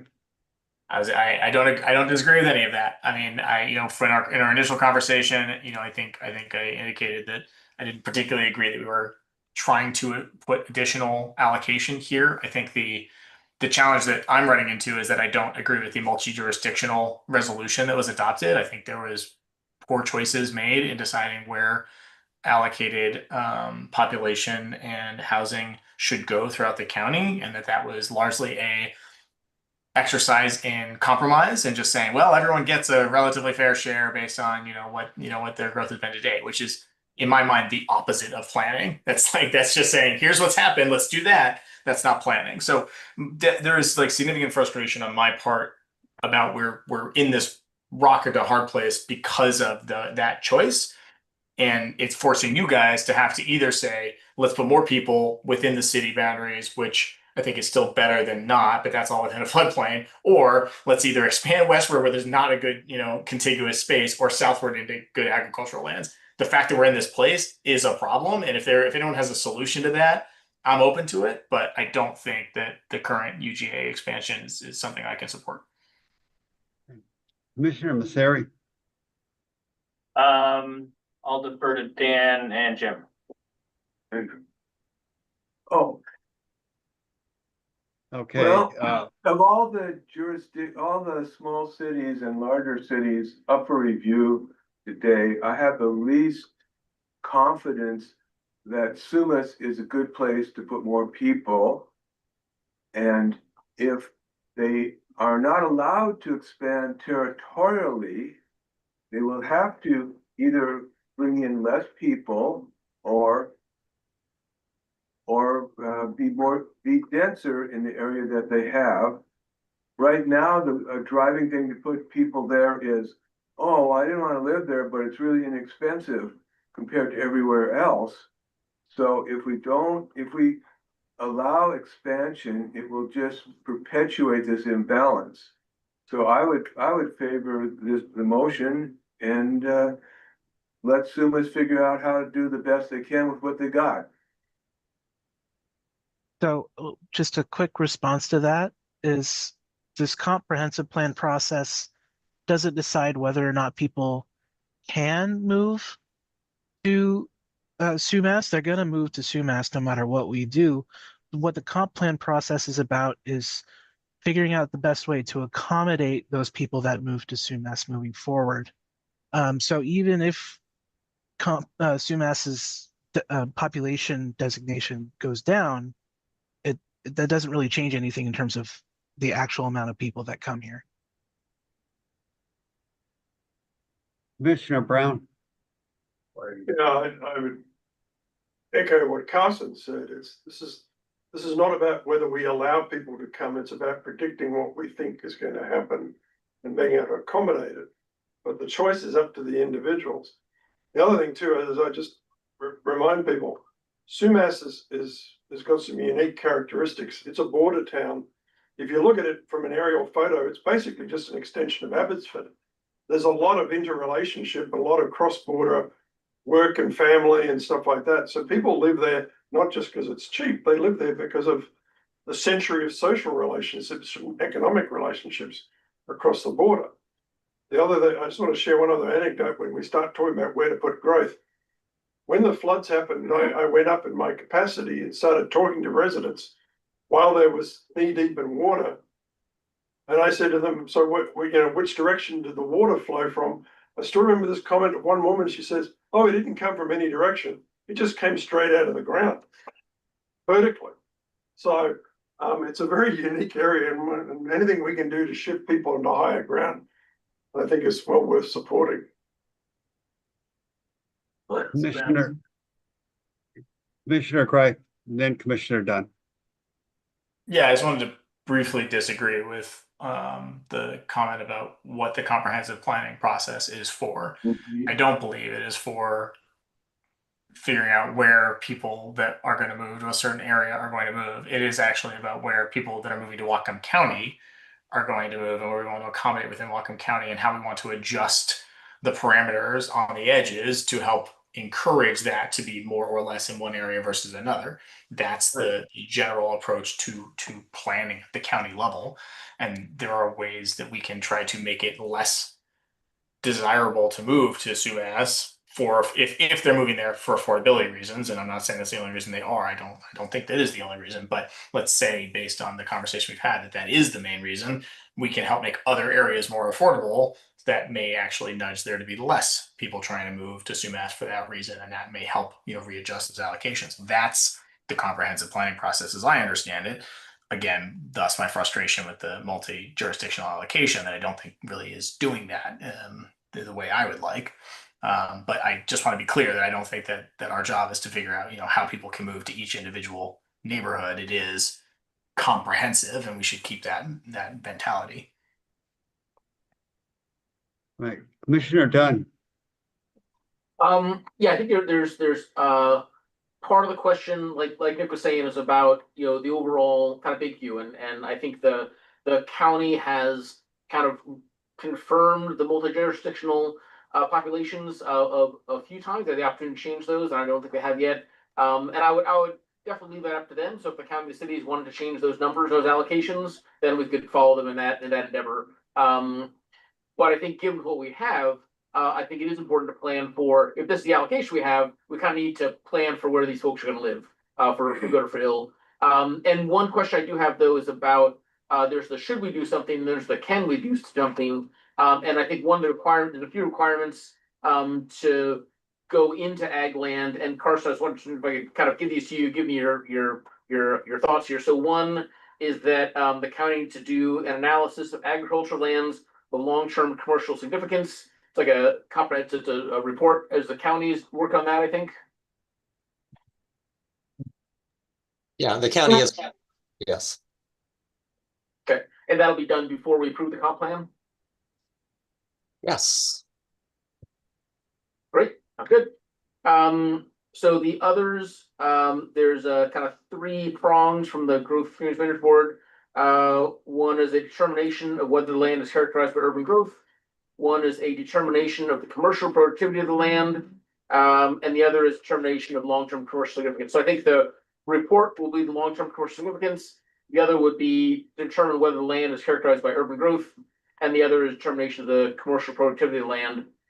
So would you say at this point, the ag lands to the west, like in terms of being commercially productive, are they full on ag, lots of stuff going on there, or is it more dormant forestry, shrubland kind of thing? I would say that a majority of the land of the west is not commercially significant. There is that agricultural fields that I would say are, but the rest of them are a lot of privately owned pastures where people have their hobby farms, and then a lot of it's wooded area. So I wouldn't exactly say that it would be a significant commercial impact to the overall area. Okay. And then is there anything that you would call an urban level of growth in there in terms of houses that are closer together or streets with, I don't know, hydrants or streetlights or anything like that? Well, I mean, it is an area zoned agriculture, so there are density regulations there, but I would say that May Road, which is the central street that runs through the middle of that area, has about 5, 6 homes on it, which isn't urban density, but you can't really have urban density in ag, but it's more than a lot of other places in the zone. Great, thank you.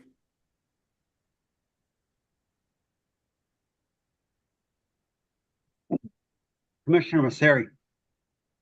Yeah, well, just going off of your 1,000 allocation, you have a surplus of 432. What is that if you just went down to the 1,000? I know it's hard to be exact, right? Because you can be a little above or a little below pretty easily, but what does it look like if you were closer to that 1,000, right? Well, how much less of an impact could you have going into the ag zone there?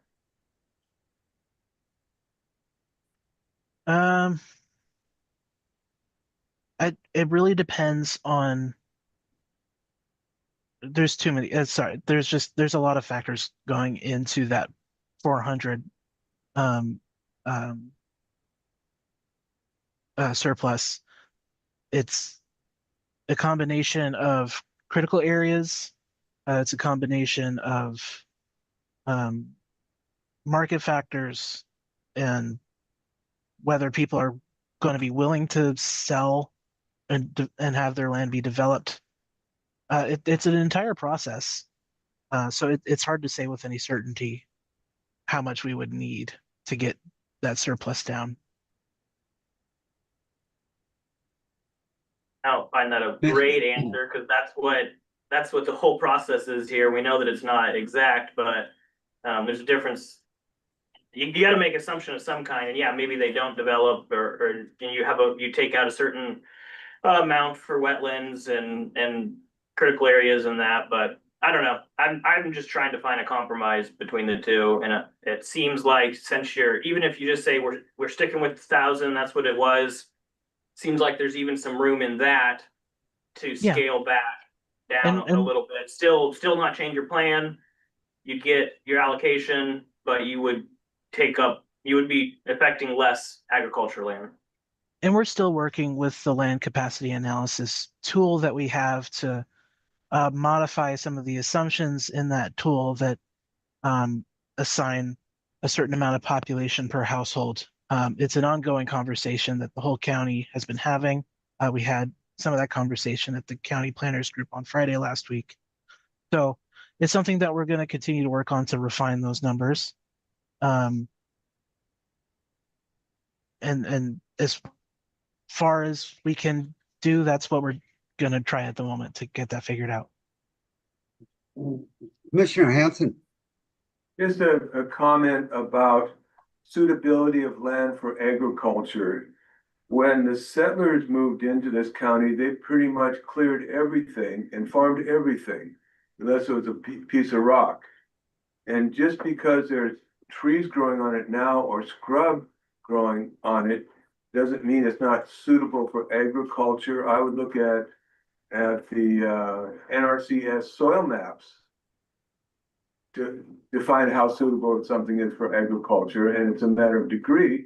The alluvial soils that we see that being generally farmed now are obviously the best, but it doesn't mean it's not suitable for some productive forms of agriculture because it's got weeds growing up on it or alders growing on it right now.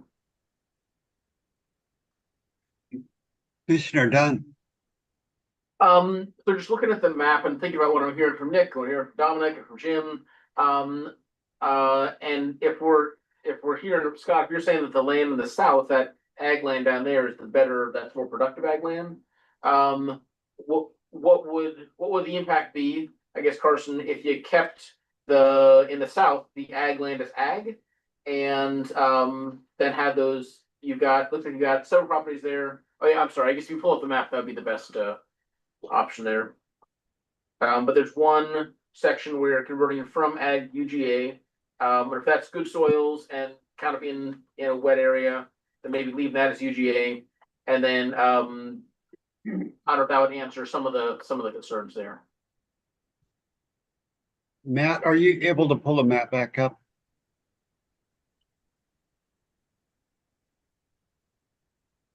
While he's getting that pulled back up, I would say that would absolutely help get our land capacity into a better spot.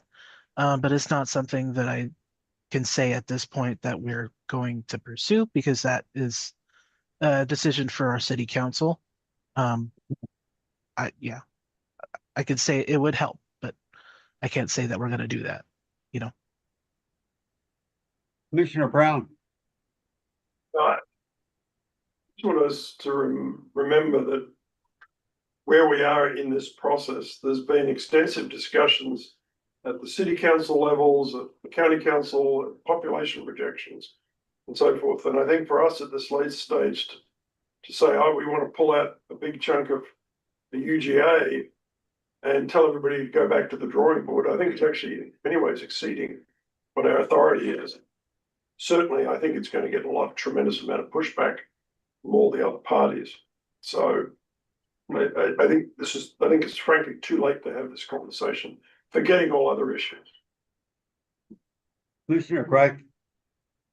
I guess a thought on that is my understanding is that's the exact role we currently have, which is deciding whether or not we think UGA expansions are reasonable or would be contrary to the county's overall goals and policies, and that we should be, encouraging cities to find other ways within their current boundaries to meet their allocations. I agree that it's too late. The ship has sailed on where those allocations should go, despite the fact that I don't agree with them. But I think this exact moment is our opportunity to decide whether or not we believe sprawl is the answer or not in each of these jurisdictions. And if it's not now, then I don't even know why we're doing this. Why even have this conversation about UGAs if we're not having that exact decision in front of us?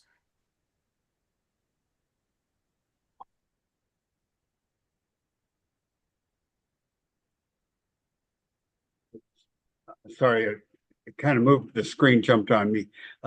Commissioner Van Dalen. No, it's Dominic. Oh, sorry. It was in front of you. That's why. Go ahead, Commissioner Masseri. Yeah, and I mean, to Commissioner Brown's point, I know that it feels late, but we were continually told that it was too soon. And then now the comment of it being too late. We are just really getting to dive into these. I wish we would have started with these a year ago. I would have been, or 6 months ago or whatever. I think we should have started with these chapters. So I agree that it's not ideal, and that everyone's under the gun, but this does seem like the only time we've really gotten to dive into it. That's why I think if there was, that's why I think looking for compromise that, I think there could be a good solution for everybody, or a decent solution for everybody. But that's just my opinion. So. Commissioner Dunn. Okay, kind of a process question. Carson, I know that your city council needs to approve or decide on this, and the county council needs to decide as well. And maybe this might be for Mark, but who is the ultimate decision maker? So if we say, hey, we want to change some zoning thing, and then we pass it on to the county council says, yeah, it's a great idea. Then does that go in the comp plan, or does the city council of Sumas have to agree, or what? Yeah, so the GMA says real clearly that the city and county plans have to be coordinated and consistent. So you can't have different boundaries adopted by two different jurisdictions. The county council has under GMA the ultimate authority to set UGA boundary lines. If there's a proposed change in that, then it just has to be coordinated back with the city, see if they can get consistent and do that. Otherwise, we're not consistent. So then the county council is decision maker, but if any city council disagrees, then there has to be some kind of compromise there, or does the county council have the ability just to say, this is what it is? County council sets the ultimate boundaries. Okay. Commissioner Hanson. Just one comment about all of our deliberations is, when this gets to county council, they're gonna have to think about the political impacts of what they do. But I don't believe we have to. In all decision making, we should think about doing the best thing for the public, whether they like it or not. And then knowing that county council is the ones that have to get reelected, and they may moderate what we do to make it more politically acceptable. Commissioner Van Dalen. I didn't do anything. I'm scratching his ear. And I scratched my ear. I thought it was a secret code.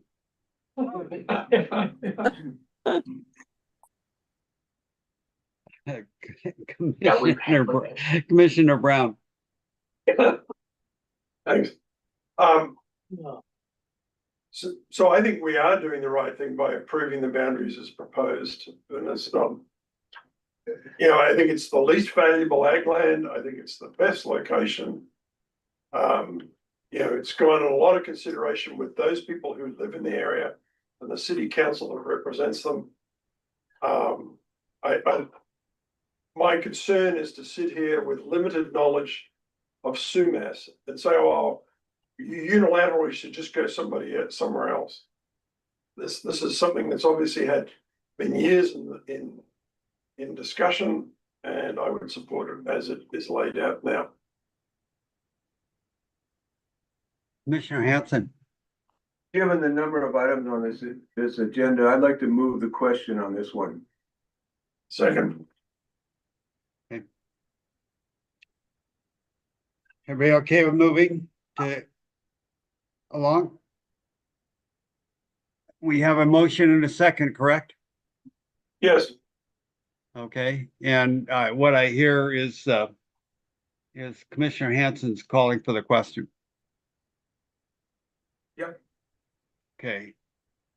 All right. I think we have worked on this a lot, and we have a lot to do. Eileen, would you call the roll, please? Yes. Greg, Are we voting on the question, calling the question, or are we voting on the motion? We're voting on On the motion.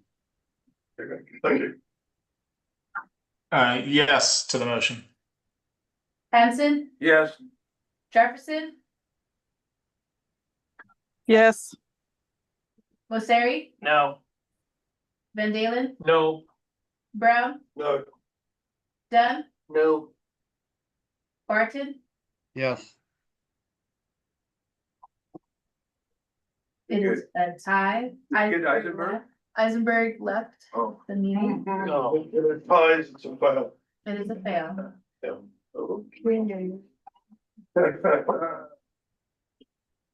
could I make a motion though? Yes.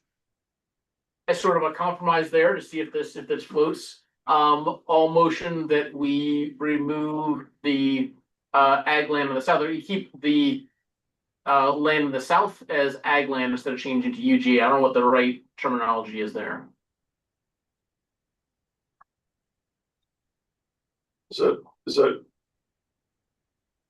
I'm trying to remember, is it UGA or UGA reserve? I can't see it from here. Right now, I think it's ag and it would be converted to UGA. It's a mix. Well, the zoning changed the same. So I think just that one, just the one chunk to the south there. There's 3 or 4 things happening, just the one where the arrow is. So the current's in bold and the proposed is in parentheses. Yeah, that one.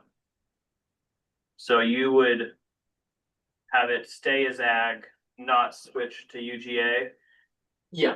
and the top 2 would go from UGA the top 2 would stay either in UGA and or go from UGA reserve to UGA.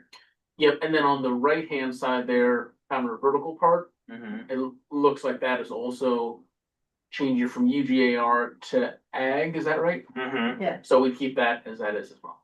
So that would stay as ag, the bottom would stay as ag. Yeah. Your motion is just not to put this in the UGA, not to put the southern one, is that correct? Oh, correct, yeah, so the southern one right there, to keep that as ag land. And the one to the right? No, just the one, just that box, it's sort of, Yeah, the motion I heard is it just that box where the cursor's over. Oh, yeah, that one's already getting put down. Yeah. On the right. Does it have a number? oh yeah, There's so no number. It's just so. So remove it from the UGA. Most southern UGA portion. proposal, yeah, keep that as ag land. Well, it's already ag. You wanna remove it from the UGA if you wanna make a change. Oh, no, I just wanna keep it as ag. Oh. There, Let's keep it ag. What Yeah, you but what you want to do is remove its UGA designation. It's, That's what I would. no, it's currently ag. We don't, let me interrupt for just a moment. We don't have a second yet, so, I'll second it. okay, no, I was gonna say that the motion could be, changed very easily. Yeah. But- Mark, can you weigh in on what the right wording is there? Well, yeah, Matt, can you zoom in? Yeah. Map a little bit? That area, the southeast? Yeah. So the bold, commissioners, what's in bold is existing designation. What's in parentheses is the proposed.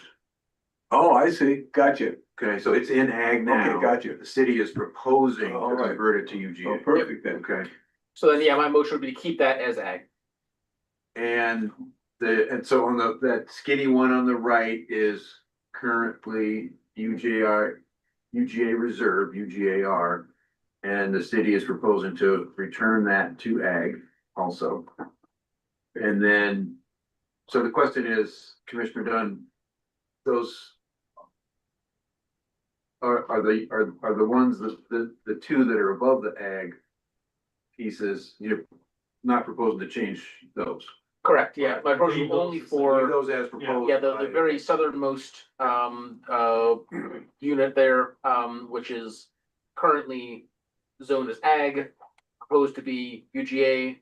My proposal would be my motion would be to keep that as ag. You seconded it. Okay. Any discussion? Yes. Commissioner Brown? If you do that, what you're saying is that all further expansion in perpetuity is going to go west. You deny the city the opportunity for whatever reason, to go south. Because you can't go any further east and you can't go any further southwest because of the floodplain. And you obviously can't go north. Oh, maybe a little. Not unless we annex. Yeah, after we take it over, yeah. Yeah, that's true.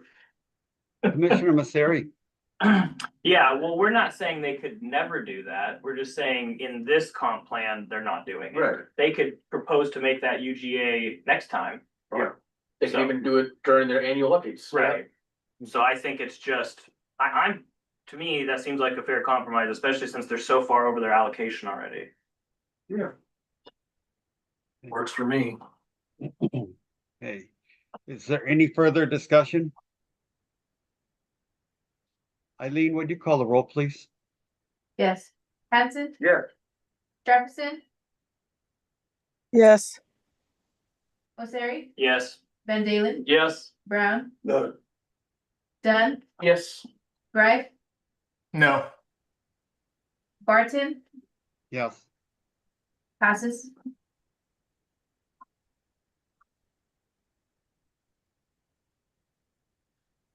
Okay.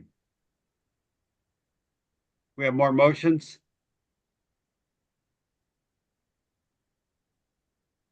I believe you do. Do we want me to continue with mine, or we want to go to somebody else's? Well, no one else has got a hand up, so go ahead with the next one. Cool. We might as well continue this topic, I guess. Motion to remove all agricultural zone lands from the Everson UGA or UGA reserve expansions.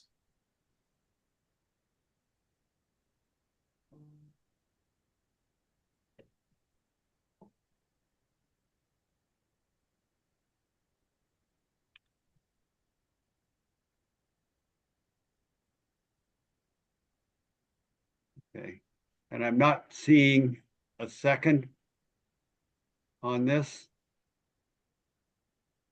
So, Commissioner Greif, would you go on to your next motion? Yep. If we can put those back on the screen.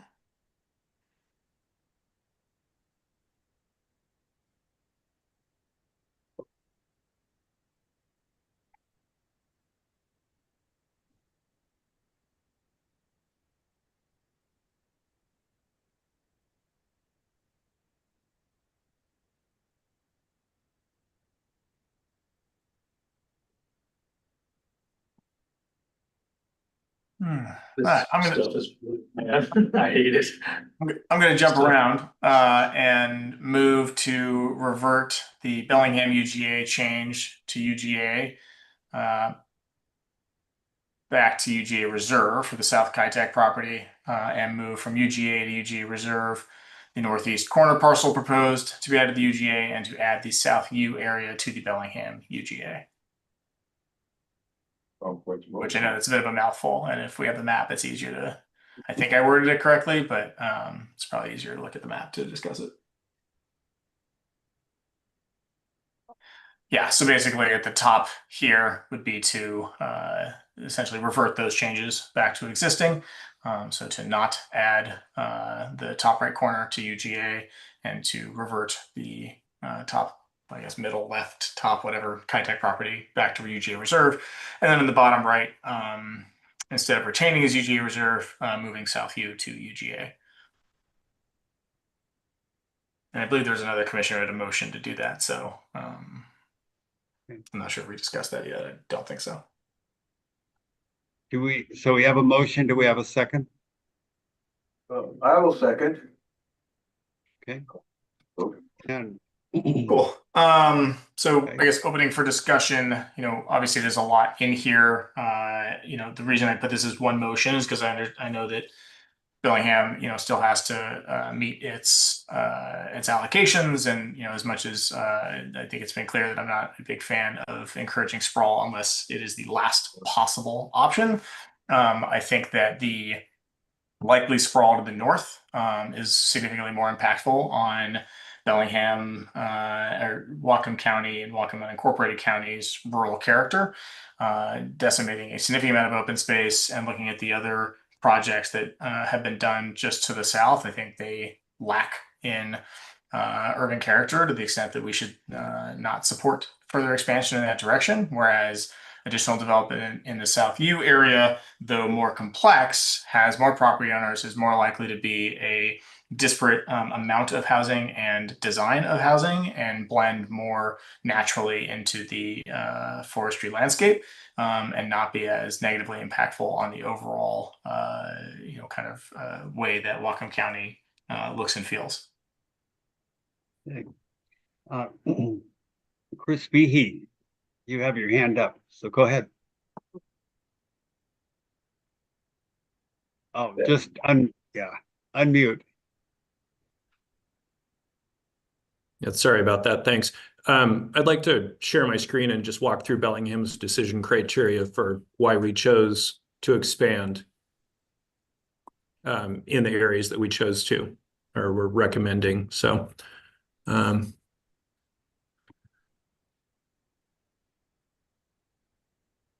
let's see.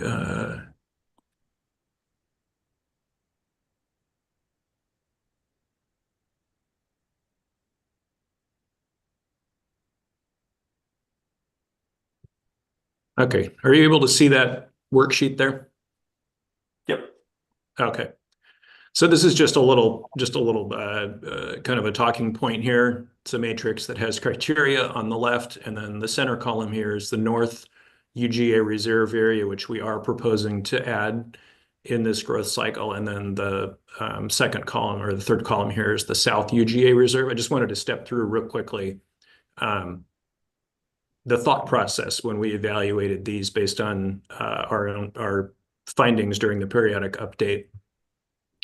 So the first is the estimated housing capacity by 2045, and this is for the North UGA reserve area.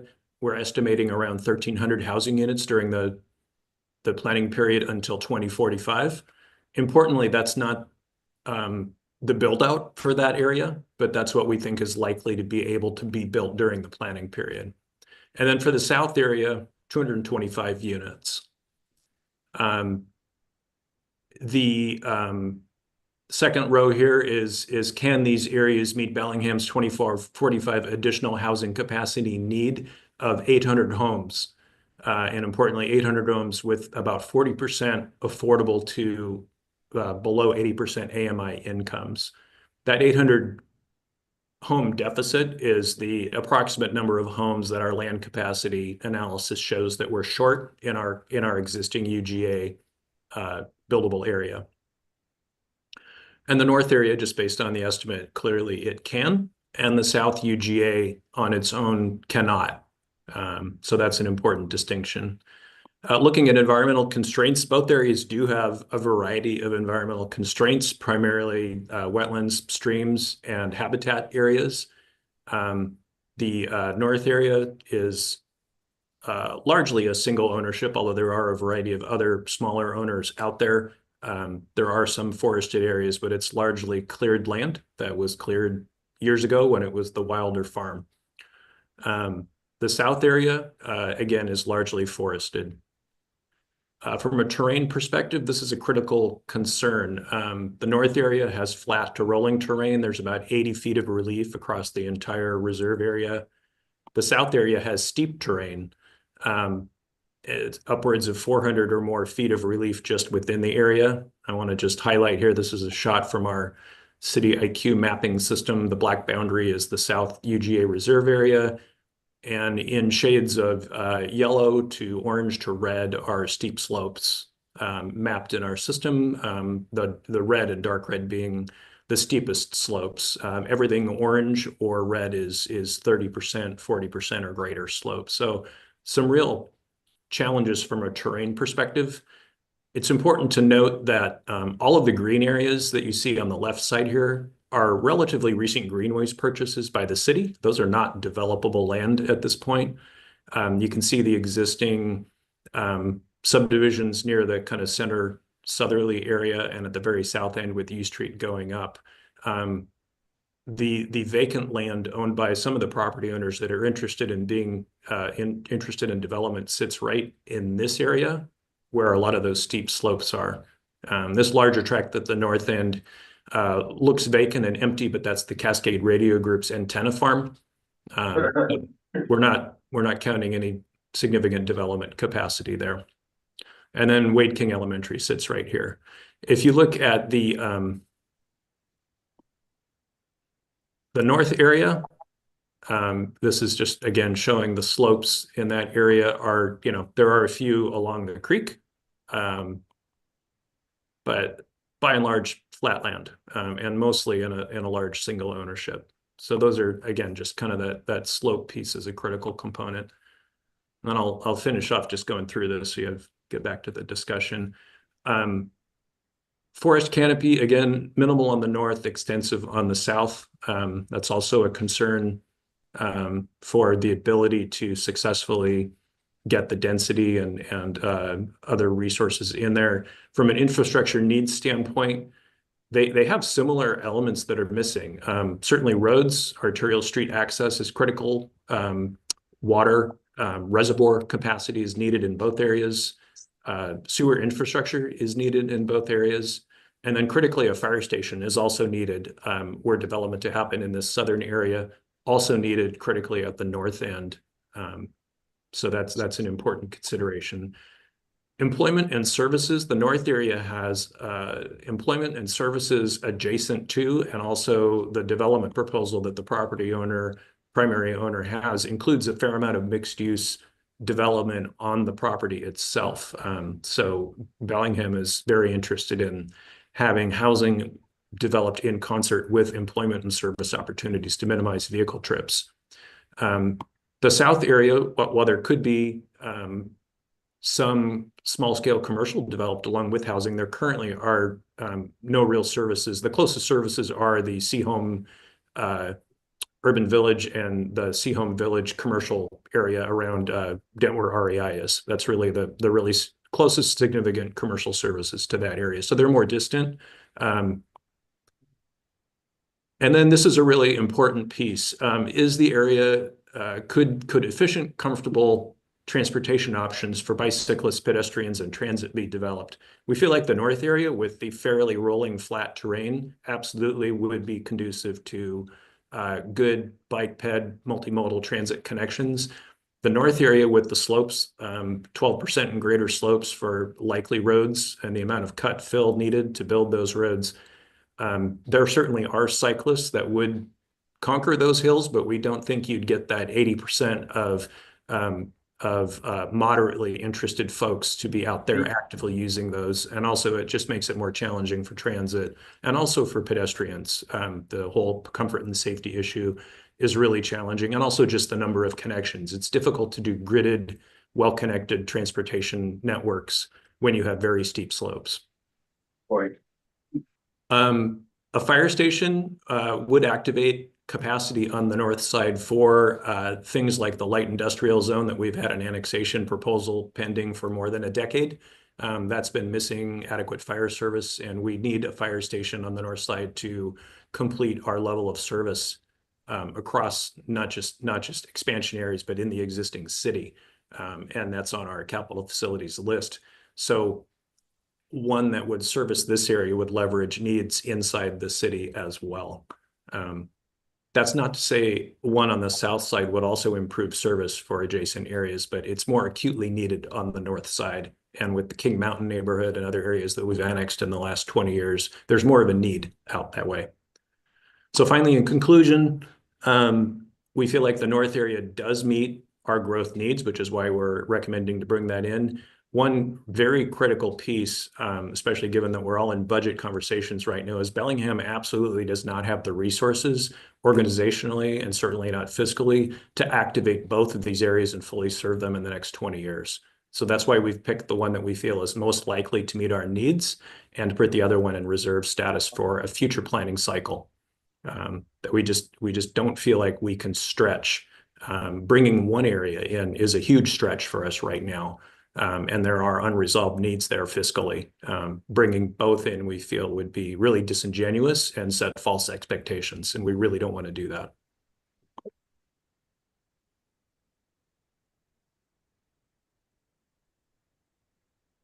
Commissioner Cry.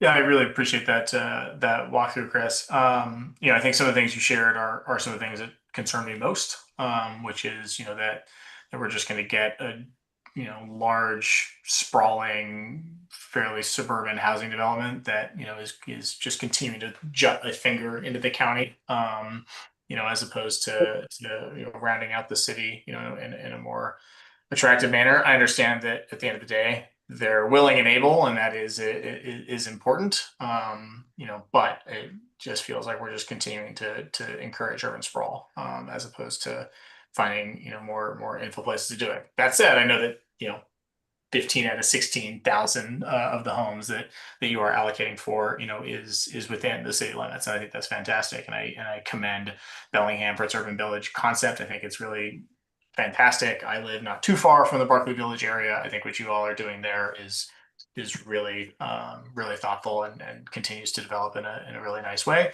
Obviously, I'd prefer to see more of that, but I know that there is not infinite land and landowners available, and so I understand the goals here. I just really balk at just plowing through open space for new housing developments, and I'm always going to kind of push that conversation at this commission, even though I don't expect to win the day on this argument. I would say, just if I can respond, I think Bellingham absolutely respects that perspective, and I think we share that perspective. I would, just remind folks that this is the first planning cycle in a couple of planning cycles where we've suggested we want to grow our boundary. We've held the line for a couple of times at this effort, but we do feel like, again, that kind of, like you said, the urban villages where we're accommodating a third of our growth in 4% of our footprint, is something we absolutely are relying on, but we can't accommodate everything that way.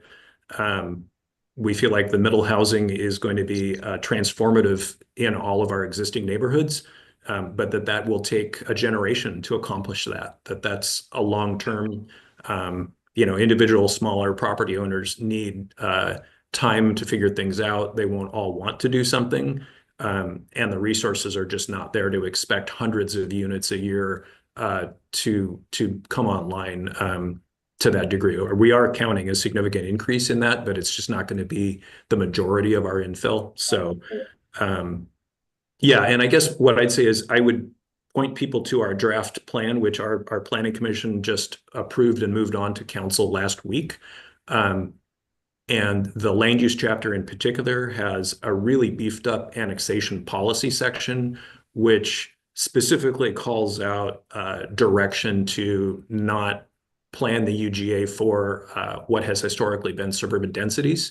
These areas, when they come into the city, will be zoned to look like dense urban areas. We will expect a significant portion of middle housing, a portion of multifamily housing, the affordability that comes with that, the dense nodes with urban services and transit-friendly land uses. So when you come in on Meridian or other ways into the city, we expect that you will know when you hit the city limits, because it won't be a fringe of suburban sprawl. It will be we've gone from rural or ag to urban, and there will be a sharp demarcation there.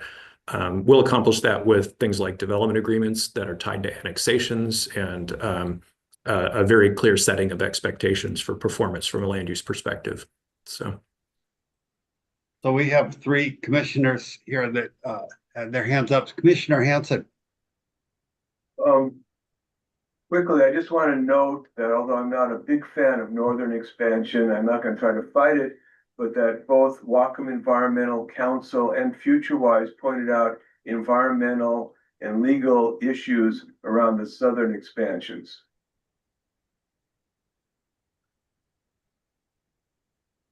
Commissioner Dunn.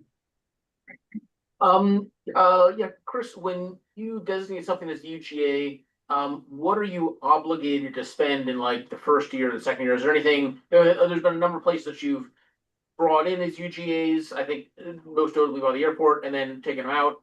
When you brought that in as UGA, are you obligated to do anything there in the first year, the first couple of years, or is it simply a land use designation where you can hold on spending money or resources there until a time when you have that money? I really, when you, it's annexation that really triggers, when it's in the UGA, we need to be planning for the infrastructure, but not necessarily building it. It's really the annexation process that once something is brought in, there's an expectation that urban services will be provided, whether it's the hardscape infrastructure pieces, roads, pipes in the ground, reservoirs, or the services for, public safety, library, museums, all those kinds of things. And the general approach is upon annexation, those things need to be able to come online relatively quickly, within a number of years. As far as when they're in the urban growth area, if there's not an annexation proposal that's being considered at that time, then it's really, I guess, up to the jurisdiction as to when they make those kind of proactive extensions of utilities or services. Oftentimes, those are areas that aren't developed, so there may not be a reason to extend services at that point.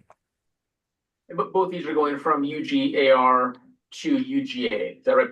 Potentially. So the Kitech is currently in reserve and be going to UGA, and the U Street is currently in reserve and would either stay there or go to UGA. And so you're asking what's the difference between when it goes from a reserve into a UGA? Yeah, I guess I'm asking, like, because what I think your argument is that you can't bring in the the motion incorporates both U Street and Kitech, so I'm kind of talking about both at the same time. I think your argument is that you don't have the resources, or you can't afford to do both of those at the same time. And I guess my counter to that would be when you go from reserve to UGA, there's no obligation on you to spend money there. There's an assumption that at some point it'll be annexed in, and that's when you're right, the big bucks start to roll there. But you could keep U Street or Kitech in a UGA for a decade, but that'll give the landowner the opportunity to plan for it and say, hey, we're starting to develop things kind of way, that kind of thing. So I guess my question would be specifically, I think you answered it, is there any financial obligation when you change something from a UGAR into UGA? And the answer is no, unless the city decides to do that. But if you go from a UGA to annexation to the city, then yes, there becomes an obligation to spend money. But both of these are going from UGARs to UGAs. Yeah, and I think if I'm understanding correctly, your point, whether leaving South U Street in UGA reserve status or bringing into the UGA, if that would change Bellingham's approach for extending urban services in that area, it's as I kind of stated, I think during my previous comments, it's really about setting expectations.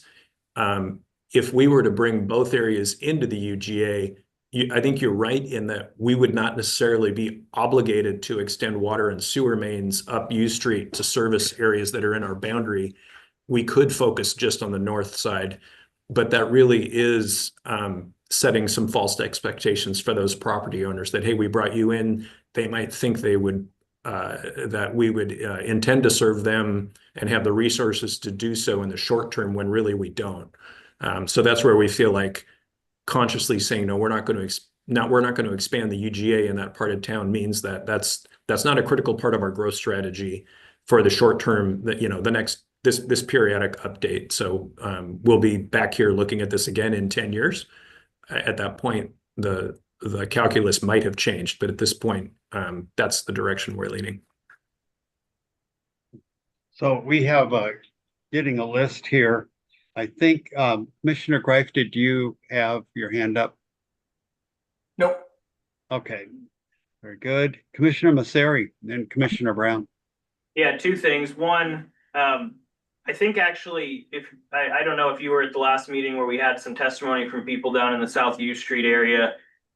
They want to have a conversation about ways to make it work. And I think putting them in the UGA is not giving them a false sense of hope, because I don't think they already know that it's an uphill battle, but it gives them the opportunity to present the annexation plan and be a part of that. And maybe they can make the finances work better. So I would say, I think that there's something to be considered there. Two, you kind of just quickly said that the annexation, the procedure to annexation or the requirements is changing to where people would need maybe larger tracts of land and be able to do development agreements. where around Bellingham are you gonna be able to annex anything if that's what you need? The Kitech's the only place that is gonna meet that even. So that sounds like your new annexation is gonna make South U Street even more difficult to do in the future, or largely any of the places around Bellingham. Yeah, I think that was more about, my intent was to indicate that's where we were looking to expand the UGA, as opposed to, we've had a lot of annexations over the years that have been quite small compared to that. I think the important point about would the property owners not, would there not be any progress for the property owners that are down either in the UGA reserve area or in parts of the Samish neighborhood that are adjacent and have been in the city for a very long time, or in the North U Street area? We recognize that, and that's why the annexation policies that are set up in the land use chapter, when they specify that we'll be updating that annexation plan starting next year and into 2027, we are including not just the city, the UGA, but also the reserve areas. So that South U Street reserve area will absolutely be part of the pre-zoning and infrastructure analysis and capital facility analysis and fiscal impacts needs analysis that will be part of that plan, because we don't want to be at our next periodic update and be saying, hey, you know, I wish we would have done some research in these areas. This is our chance to really dig in deep, look at all those areas, and then come forward with some phasing recommendations to the city council about when it makes sense to bring these areas in. If we decide that the growth in the next 5 years is looking like it would warrant it, we could be looking at a boundary change midway through the planning period. Based on our resources, it's not likely we would suggest that, but we will be tracking that. And that's an important part of that annexation work, is to, again, come up with a phasing plan that says, hey, what is needed to serve these areas, regardless of whether right now is the right moment to bring them in or not. Commissioner Brown.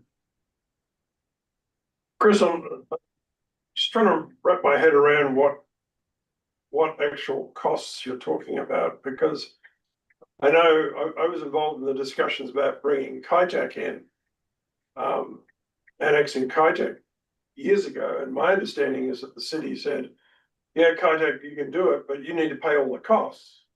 So and I think it was like $50–70 million for not only the infrastructure on their own property, but for water towers, for upgrade to the sewer line, to sewer lift stations, and all the rest. And I understand that in the case of U Street, that's the same conversation, is that the landowners would pay for the infrastructure costs, including upgrading the lines from U Street through the city. So could you help me understand why, when you say the city can't afford it, what are they actually paying for other than the planning time? Sure. Yeah. No. Good question. Yeah, and the hardscape costs are a big piece of that, but one of the bigger, there's several big pieces. One is the maintenance of those in perpetuity. Public Works, Parks will be maintaining those, whether they're parks and trails or the roadways, going forward. So that's a staffing issue. The fire station is a critical piece, and the equipment to fit that out, including the rigs. And then staffing of the fire station, an engine company in perpetuity, and the salaries associated with that. So there are those significant costs, and then just the expansion of coverage of new territory. And so that's the city personnel that are needed to provide, whether it's police patrol areas, fire life safety service areas, just the general general territorial expansion and the staffing services that are needed to cover those areas. Those are some of those costs.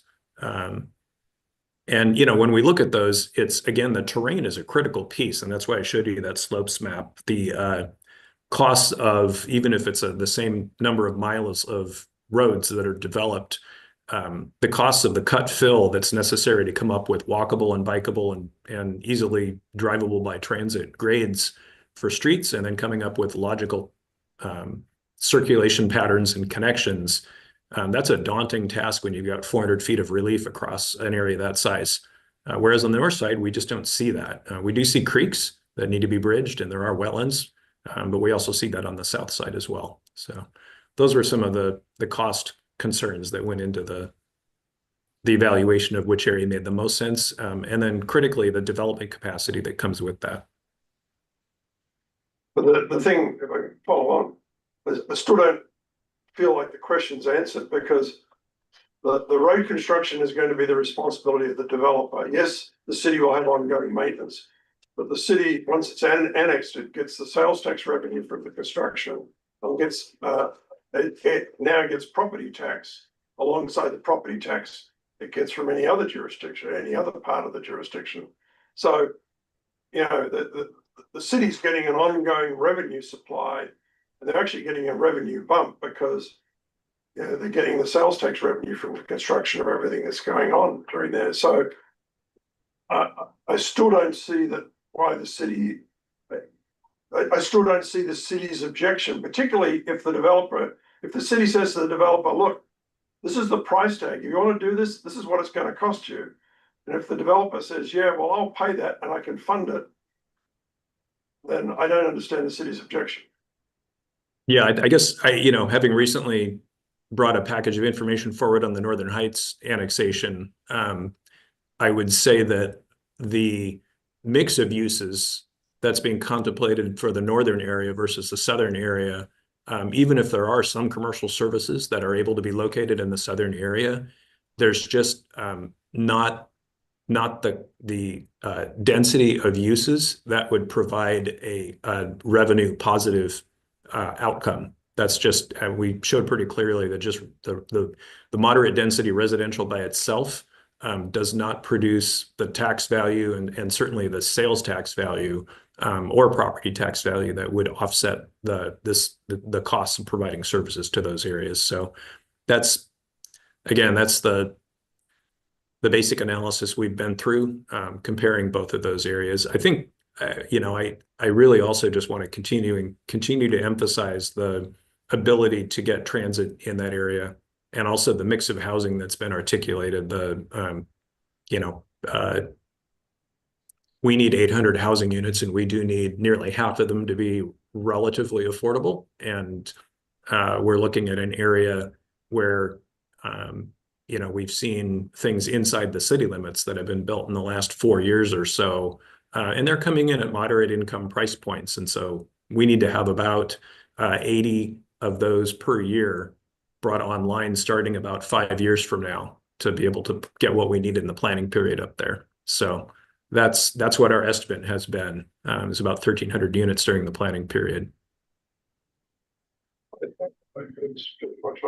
I would argue though, Chris, when any community says we don't want to focus on building, you know, the middle or higher end homes, what they're really saying is the people who want those homes who can afford them will displace people who've got lower value homes and tear them down and build higher value homes. So if you don't accommodate that demand, if there's demand there for that category of homes, you don't accommodate it, you're actually eating your own lower income housing stock. So anyway, I'll yield now. Point of order. Commissioner Hanson, I'm just, point of order is I thought we were discussing a motion, not doing general political science planning curriculum. So I'm wondering if we can figure out if we're going to approve this motion or not. thank you, Point of Commissioner order. Hanson. That's Point of order. I respectfully do. I think my comments were on topic. You're opposing the motion. Hmm? Are you opposing the motion? I'm trying to dig into the objection with the city for saying we won't bring this in because we can't afford to. Right. It's not a political statement. It's an economic analysis. Right. So if you're opposing the motion or supporting the motion or whatever, we need to get on and. Yeah. all right, Commissioner Dunn. Yeah, I would oppose the motion, but I would like to bring another motion after this about U Street. And I do have a question for Chris B. Heath. Having been, you know, I'm acquainted with your brother, and I have 34 years in the transit industry. And top, I guess was pretty successful. I was the assistant bus schedule manager for the Vancouver 2010 Olympics. So, and retired from Alexandria, Virginia as a program manager. And there are always parts of a community that you cannot serve with transit. And if we based our cities only around where a bus went, we would have these big holes in the middle of things. And so and I know that may not be your decision, but that may be the decision that the Bellingham City Council's taken. And I just wanted to, if that's their position, that they don't want it because they can't and they want everybody to have it. It's just the way transit works, is you cannot serve every community in a city.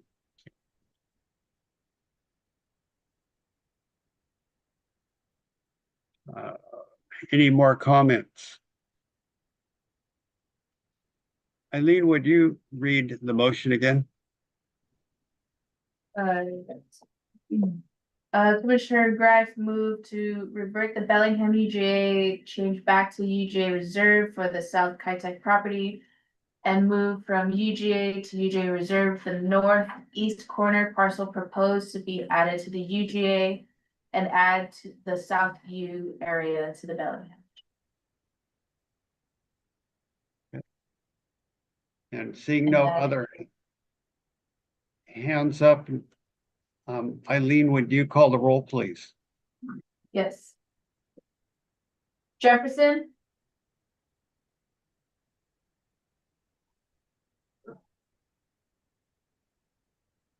Osari. No. Van Dalen. No. Brown. No. Dunn. No. Greif. Yes. Hanson. No. Barton. No. Bales.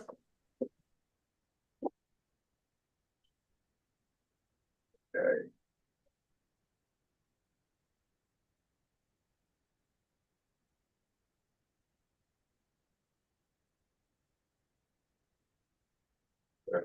Got four more.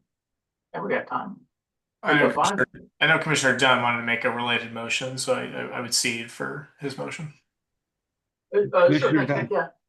Yeah, I think, I would make a motion, I think it's on there if you scroll down, I mean. So I feel like we've kind of, I've already had this conversation, so this motion might be moved, I don't know, we'll see how it goes, but, my motion would be to change Bellingham South UGAR, to a UGA. Second.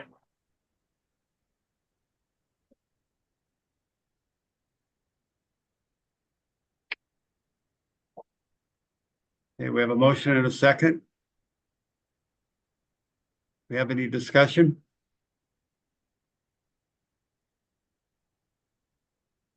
Seeing, oh, sorry, Commissioner Hanson. I guess I'm going to oppose it for the same reason that Whatcom Environmental Council and FutureWise and City of Bellingham Planning would oppose it. Go ahead, Chris. I would just wanted to be on record as saying for all the reasons for that we stated for the previous motion, we also would oppose this motion. The City of Bellingham would. Yes, correct. Any more discussion? Eileen, would you call the roll, please? Yes. Osari. Yes. Van Dalen. No. Brown. Yes. Dunn. Yes. Greif. No. Hanson. No. Jefferson. No. Barton. Yes. Bales. 4-4 or? Yes. Excellent. All right. I'm gonna have the odd number.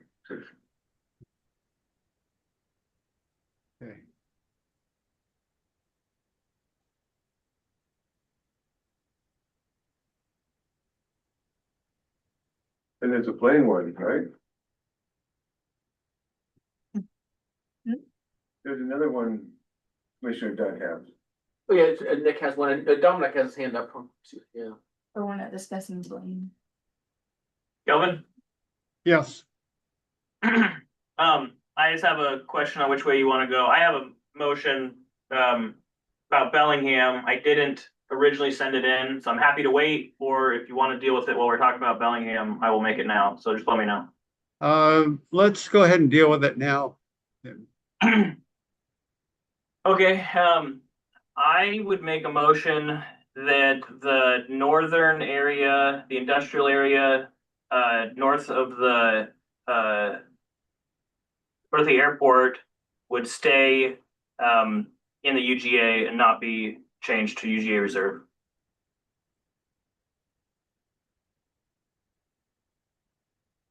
We have a motion. Do we have a second?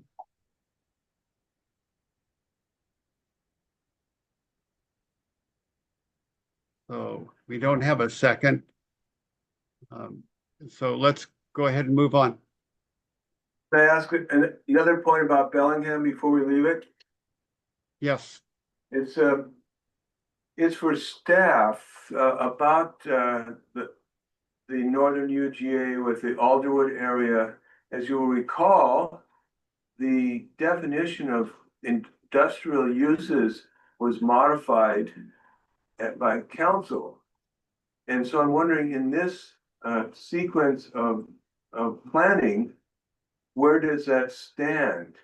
Are those modifications that limit the heavy industrial uses going to just pass through as previously decided? Do we have to weigh in on those?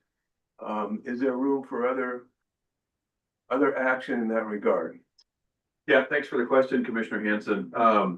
We've talked to the city and the port that both have interests there about potentially rezoning some of those HII, those heavy impact industrial areas, to LII, low impact industrial. The city is generally supportive of that approach.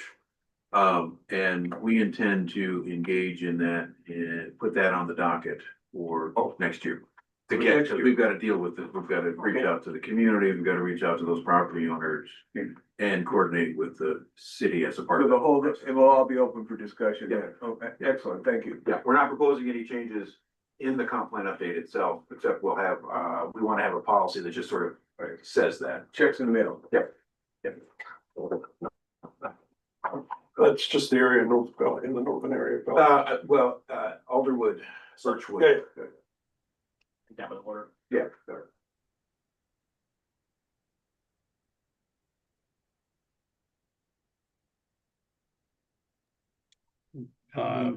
Any more motions? So someone else had a motion. Go ahead. Yep. So I'll make a motion to deny the zoning code amendments in section 5 of the rural and resource lands proposal that state amend the RR2, RR3 STC zoning text to allow duplex, triplex, and fourplex development when public water is available.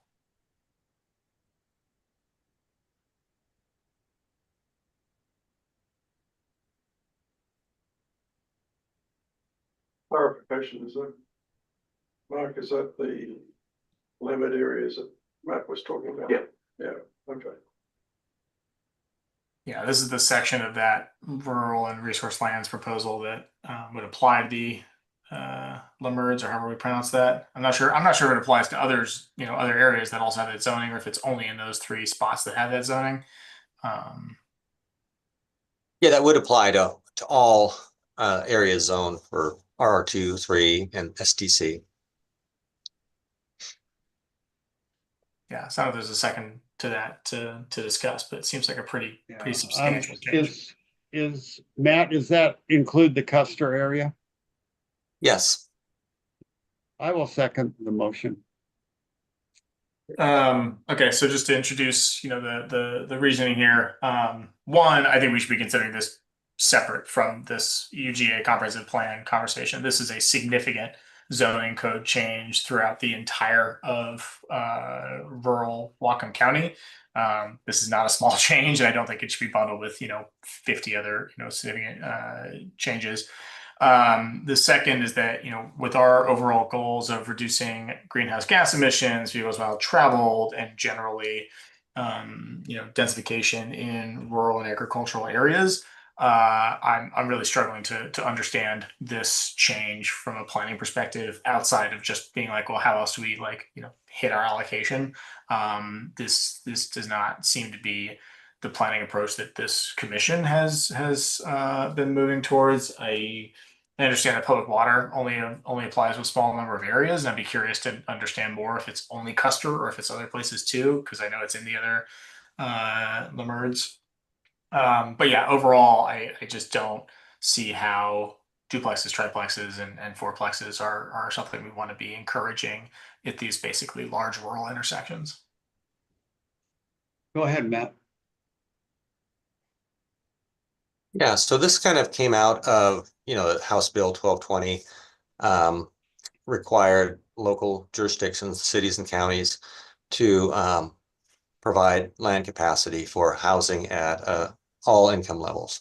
So the state developed this Housing for All planning tool, or HAP, and the initial results from that for Whatcom County were quite surprising. It allocated a whole bunch of moderate income and low income housing to basically the county, not to the cities. I mean, it did to the cities also, but it allocated quite a bit to county.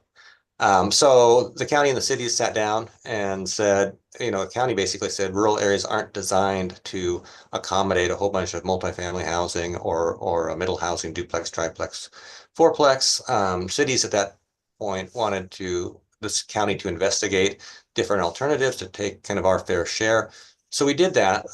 So we looked at, landmarks all over the county, and we eliminated most of them because they were like in the Lake Whatcom watershed, or they're remote, like Point Roberts, or they have multiple geohazards, maybe a glacier or Acme. So we came down to these three to try to accommodate that, increased capacity for the middle housing, the duplex, triplex, fourplex. And as far as this zoning change goes, just this in and of itself wouldn't increase density. So right now you have a rural residential rural 2. If you have public water, you can have 2 dwellings per acre.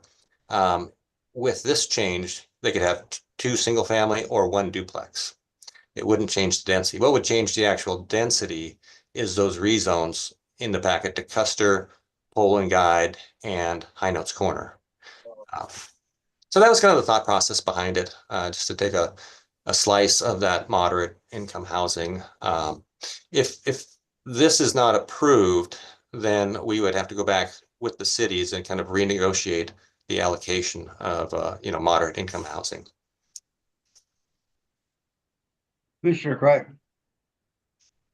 I do think there might have been other hands in the room before mine, but I'm happy to go. Am I wrong? I'm just Right. no. Yeah, that's I thought. Oh. Commissioner Brown, go ahead. Yeah, I'd speak against the motion. A LAMID, Nick, you may not be familiar with the term, but it stands for Limited Area of More Intense Rural Development. And when I don't know if you've all seen the analysis that I did of the 3 areas that Matt had proposed, but as I looked through it, it occurred to me that the reason these had grown up where they were is because of the soils. The soils were suitable for septic infiltration and also suitable, there is a suitable availability of potable water. So I think Matt's on the right track that the growth should occur in those areas because they're capable of supporting both. Now, 2 of those areas also, because of the sandy soils, have very limited wetlands, which means even, you can go through all this planning, but at the end of the day, if there's too much wetlands there, the wetlands stop several things. They stop septic infiltration, they stop construction, they stop stormwater infrastructure, et cetera, et cetera. So the other thing is the LAMIDs are built to serve the rural communities. So a lot of the farm workers or support staff will live in those areas. The businesses are in those areas are predominantly focused on supporting the agricultural areas. And if you say, well, we're not going to allow any further growth there, then what you're doing is you're forcing people to drive from the cities to go out into those areas. You're not reducing vehicle miles traveled, you're actually increasing them because you're forcing all the economic services and the employee base to be even further away in high density urban areas like Bellingham. So I think two of those areas, High Notes Corner and the guide pole area, make perfect sense. I don't think we're going to get the numbers out of Custer simply because there's too many wetlands. Go ahead, Commissioner Gray. So it's, yeah, two comments. One, Matt, appreciate the clarification on the density question. I think what it sounds like to me is that we'd be able to, with the increased density zoning, we'd be able to achieve our population numbers, but there might be some question about whether or not we could achieve our moderate housing numbers. I don't know that I necessarily agree that duplexes are going to sell for any less than a small single-family home on a third of an acre. I'd like to see that analysis. I think in many cases they would be similar. But the other thing I'd add is I think from a rural character point of view, and one of the things that's so appealing about Whatcom County is the fact that we have such a rural character in between our cities, and putting duplexes, triplexes, and fourplexes there just to meet a state-driven planning tool is not it's not something I think is what county residents want to see. The other thing I'd say to Commissioner Brown's comments, I don't think that, as much as there may be, quite a few individuals who are working in the county, there are also far more that are working in cities. And to the extent that there is more rural housing, I think most of that is still being taken up by people that are commuting into the various cities around Whatcom County. And the idea that we're going to just get this magical match between people living in the county and working in the county. We all know we can't control that. And I think in reality, we're just going to see much more driving into the cities where most people do work. I do agree that we should be supporting, workforce housing for folks that are working in agricultural areas. But at least all the people I've met around Whatcom County, most of the ones that live in rural areas are driving into the cities. And many of the ones that are working in agricultural areas are living in places like Linden or Everson, and they're living in other city areas. So I just don't know that's likely to actually reduce vehicles mile travel. And I have a question for you, Matt, and that was in your presentation, and perhaps I missed it, but did the one that I'm familiar with is Custer, because they're not very far from my house here. What was the outreach with the county to Custer to ask them about it, or how'd that go? Well, in a countywide comp plan amendment like this, I mean, we've had open houses at different places around the county, but we don't give like individual notification on anything, that we're doing in this whole process, any expansions, any retractions, any zoning changes. So, there've been open houses that have been advertised and on social media and so forth, but we didn't go out and knock on doors or mail to. Well, yes, and I understand that in the question. I kind of gathered that before, and in the case of Custer, and it's close, and Custer has their little unique piece to it. Do they even know that we're talking about this? I don't know. It's just like any other place in the county. Yeah. People know about it or not. We do. Yeah. They'll find out too Notices, late. we've done open houses. We have it on website, so forth. Email list. All right. Oh, there we go. Commissioner Masseri. Yeah, we gotta, I know it's been mentioned, but we need to remember that this applies to the whole county.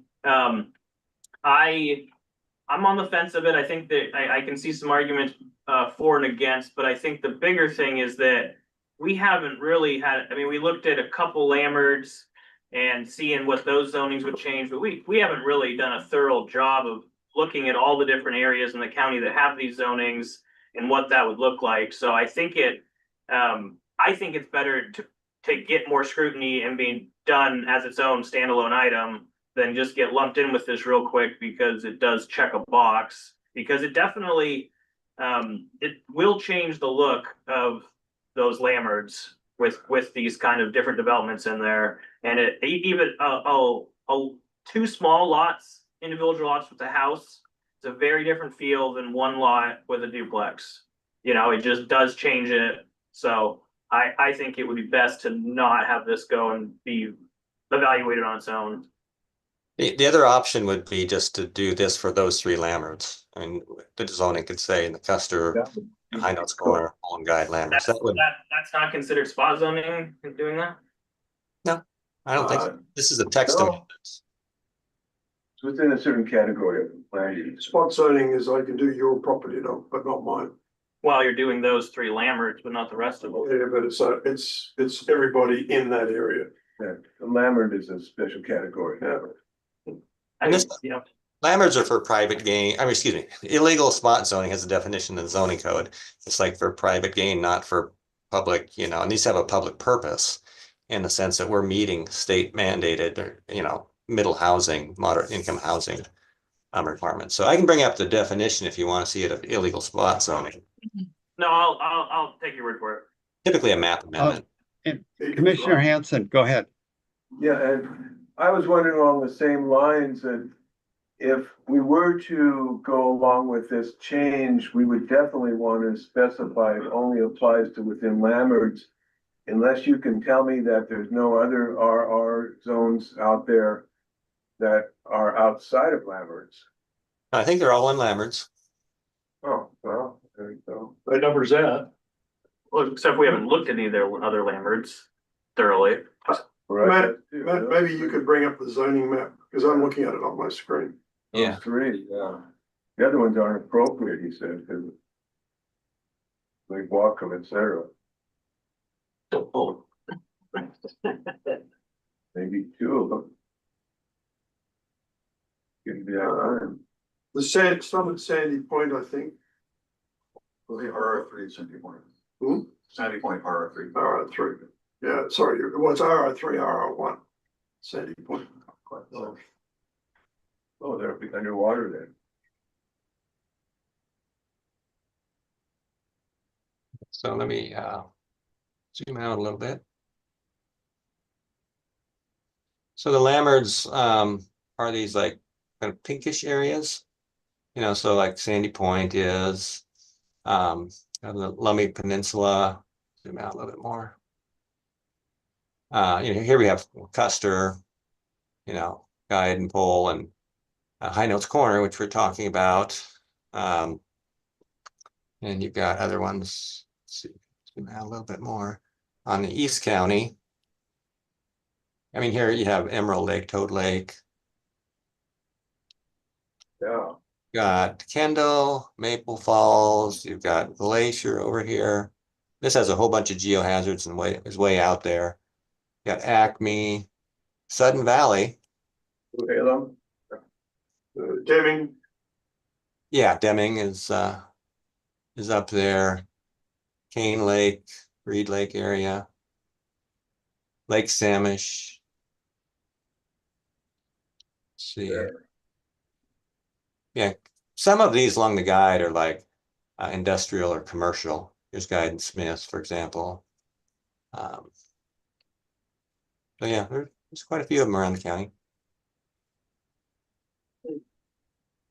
So yeah, I mean, you know, if you want to not allow that in these other areas, we could just change the text in Custer, you know, Pole and Guide, High Notes Corner Lammerts. You can do duplex, triplex, fourplex.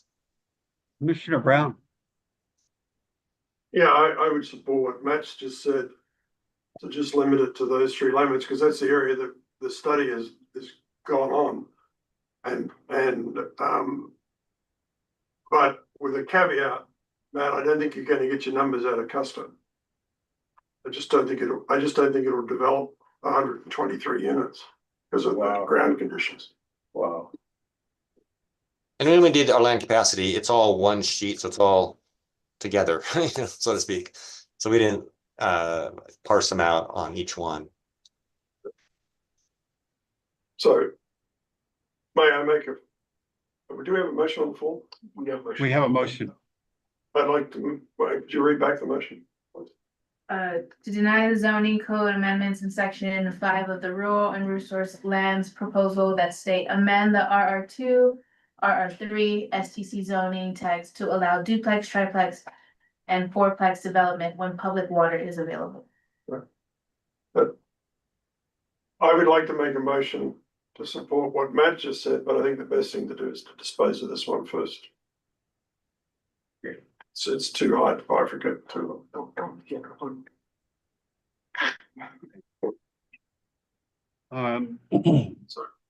I call the question. Okay, Handle that. I was about ready to. Eileen, would you call the roll, please? Yes. And would you read it, the motion back first? Yes. Commissioner Greif moved to deny the zoning code amendments in section 5 of the rural and resource lands proposal that state amend the RR2, RR3, STCs and STC zoning text to allow duplex, triplex, and fourplex development when public water is available. And you said. Thank you. And go ahead and call the roll. Van Dalen, No. Brown, No. Dunn, No. Greif, I'm assuming this is my motion, so yes. I had to step away. Jefferson,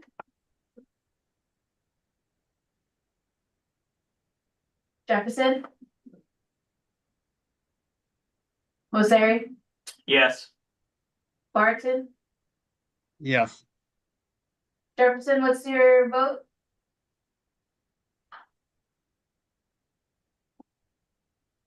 I'm sorry, could you repeat that, Eileen? It failed.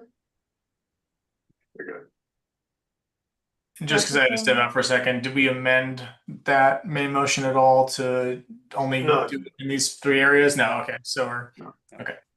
Commissioner Brown, would you like the floor? Yeah, Matt, could you remind me where would we make that change? So it'd be in the Custard Lammert, the Pole and Guide Lammert, and the High Notes Corner Lammert, which is Pole and Hannigan. No, but what item in the comprehensive plan would we do that? That's a zoning text amendment. So I'm just trying to give Eileen the place to make the change.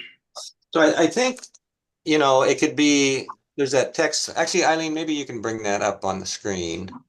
The motion, that list of motions of the Planning Commission. Oh. So I think if it were just amended to say, amend the RR2, RR3, STC zoning to allow duplex, triplex, and fourplex development when public water is available. And then in the Custer, a Pole and Guide, and High Notes Corner Lammerts. Am I spelling it right? No, go back to HINOTES. Ah, there you go. Yeah, Thank you. Lammerts. And then the motion would be, instead of to deny, but would be to amend the zoning code. Well, let's see. Delete. The zoning code, and then you could just delete the rest of that. In section 5, because it's already written there, so it's not confusing.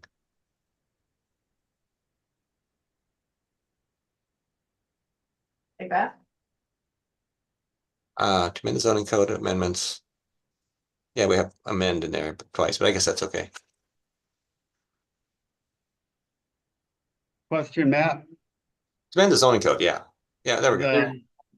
The and between Pole and Guide, would that be better served with an ampersand? Or yeah, that'd probably be good. An Oxford comma also would be great. So, Just waiting for that. this is still, I guess the first part is still a little funny, to amend the zoning code amendments. Reminds you of a certain female councilman. Yeah. only in the Custer Poll, et cetera, landmarks. Right?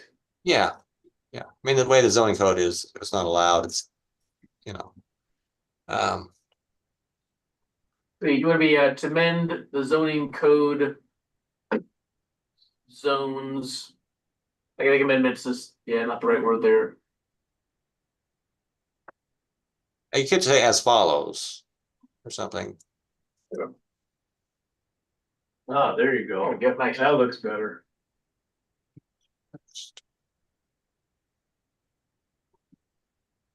You probably get rid of the only as well, just when it's available in those. Yeah, you're right. Yep, okay. So that's my amendment so carefully crafted by Matt. Second. That's my motion. And are there any other landmarks out there, or these are the three big ones that I know of?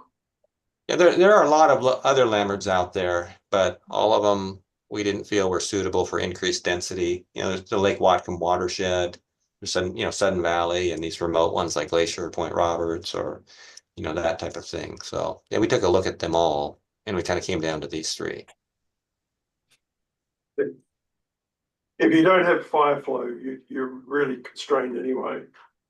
And if you don't have potable water, you're constrained. So, and I don't think the other ones do have fire flow and potable water. They might have potable water. Well, so we need to vote on it? Well, Just the hold motion on. is- Let's hold on a minute. Eileen, who made this motion? Commissioner Brown and Commissioner Greif, did you second it? Yes, I did. Thank you. Thank you. That's, I just wanted to make sure we had both of those. Okay, is there any discussion? Eileen, would you call the roll, please?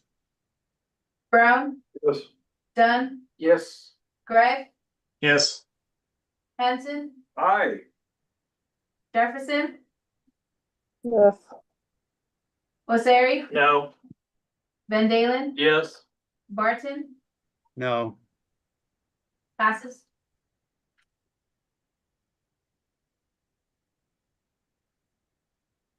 So, commissioners, we are a little after 4. What would you like to do? We were scheduled from 1 o'clock to 4 o'clock. Are there other motions other than the ones of mine that are remaining? I think I had one or two. One we already turned down. I'll give you the opportunity to turn down those. Yeah, I guess, we could do, the other one that I have, if you want to. Like, I'm fine staying for a while. I just gotta go make a phone call. All right. Tell somebody I ain't gonna be there. So this motion is really about Blaine. And I know we haven't seen Blaine's new plan. And so maybe it's not an appropriate place for a motion here, but I feel like I'd like to propose we withhold a decision on Blaine until after the vote in November, the annexation kind of vote. Maybe that's premature, but I'll make that motion, and we'll see if we get a second. Second. All right, so my reason is that we've heard a lot from folks in Birch Bay about their opposition to this.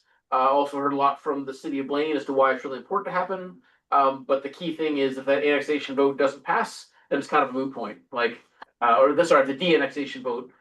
So where they de-annex the East Blaine, if that doesn't pass, then it's a moot point. So I kind of feel like instead of doing a lot of work now, maybe wait till that happens and then whip into it after that. Kellen, I got a question. Yes. So we haven't even seen Blaine yet. They pulled it back. Are you saying you don't even want to look at Blaine, or you just want to look at it and we don't do anything with it? We already got it scheduled. Seems weird to make this motion before we've even looked at Blaine. So I don't know. Seems although I don't know that we would, it seems weird to make this motion to me. Galvin, Mark wants to speak. go ahead. Thank you. Yeah, just background. So we've got a public hearing scheduled for your next meeting, your next regularly scheduled meeting next Thursday, October 9th. We've got a packed agenda for that meeting. We've got open space application we have to get through, which will be hopefully short. Then we've got the Blaine UGA proposal public hearing, which we expect we'll get some public comment, right, from the first meeting. And then we've got chapter 5 utilities chapter update, also for public hearing on October. That's kind of the order that we have it in. So I was going to ask you on October 9th, after the public hearing closed on the Blaine UGA, not to vote on it. No. Just because we got to get through chapter 5 and you know, other stuff. So anyway, that was just an FYI. Then I guess this motion would just be sort of like giving us some direction to like, hey, let's not vote on it until after that. But you're right, the dominant might be too might be premature. Just withdraw the motion.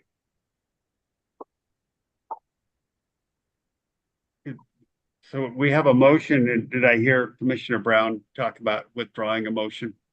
Well, I just like, you made the motion, you want to withdraw it just for, Yeah, I think in light of Mark's comments, I can withdraw the motion. I withdraw the second. All right, there we go. Okay. Very good. I think it's just Nick's motions. Yeah, and I guess for mine, you know, two of them were about ag land, and the third was about rural forestry. I guess maybe I would just ask as a straw poll if anyone would intend to second any of those, and if no one raises their hand to that, then we could just move on and adjourn. And I want to, before we go through that, down that path, Mark, do we have room to wrap this up at this doesn't seem like it should take a long time. Do we have room to wrap this up at a future meeting? Or were you saying we're going to be really packed the next couple of meetings? Well, we're certainly packed on October 9th. Eileen, what was we have another special meeting? Scheduled special meeting is October 30th. Which is at 6 p.m. for chapter 10 environment. That's a regular meeting. Or I mean, that's a No, special that's meeting, a that's a special nighttime meeting. Yes, and a that's a public nighttime hearing. meeting. Yeah. Do we have any daytime meetings? Okay. It would be great if you guys don't mind, if you could get this done, that'd be great. You mean with these last 3 motions? Is that Yeah. the question? Yes, that was the last 3 motions. Okay. Yeah, so I'll just go back to asking if anyone was open to seconding in any of these 3, and if so, then we'll go through them. If not, I can just table. The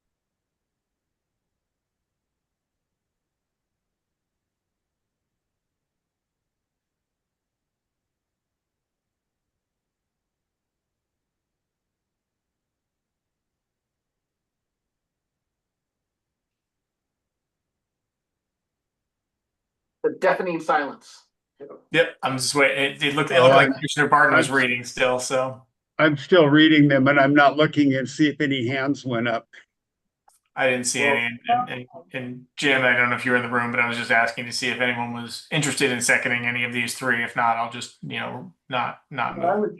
I would second the light industrial 40-acre limestone road. Okay, then I will move to revert the change to light industrial for the 40-acre parcel north of Limestone Road back to rural forestry for the Columbia Valley UGA for discussion. You're making the motion. Yeah, I'm making the motion, and it looked like Jim intended to second. Okay, and Commissioner Hanson did the second. And Matt Ahmet, your hand is up. Yeah, so just wanted to kind of give the rationale for that. So Yeah, would love that. That was my main intent here, because I'm not sure that I really want to push you on this, but I didn't fully understand why we were doing it, and I would love to just hear what the rationale is. okay, I'm going to share my screen here. Okay, so we had a rather long Foothills Sub-Area Plan Advisory Committee process. Started in about 2006, ended in about 2011. It took so long in part because in the middle of that there was urban growth area review, landward review at the county. So sometimes it was put on pause and stuff like that.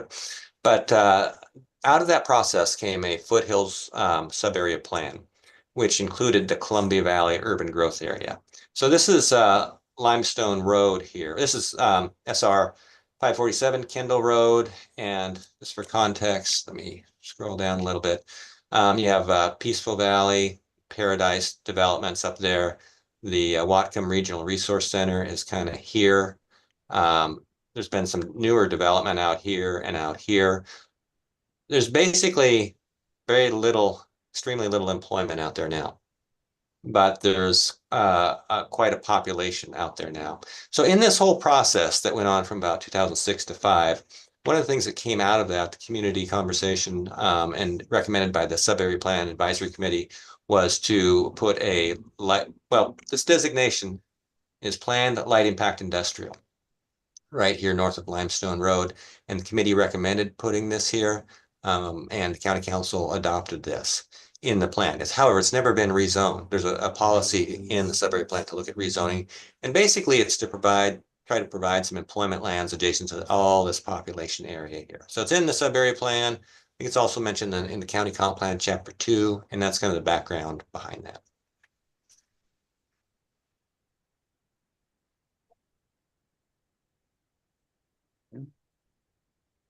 Commissioner Gray. So it's just a clarifying question there, to make sure I'm clear. It is currently just a thick forest, correct? Well, I can bring up the, I haven't been up there for quite some time. It'll take a minute, but I can bring up the aerial photo.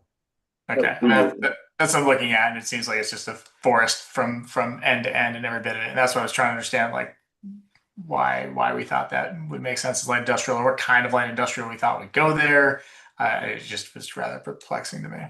Well, it's in the urban growth area right now here. It kept rural forestry zoning, kind of like ag zones in the Linden UGA or Everson UGA. But yeah, that's in the comp plan and the sub area plan. That's that's the plan for the county. Okay. This is comp plan, right? Commissioner Brown.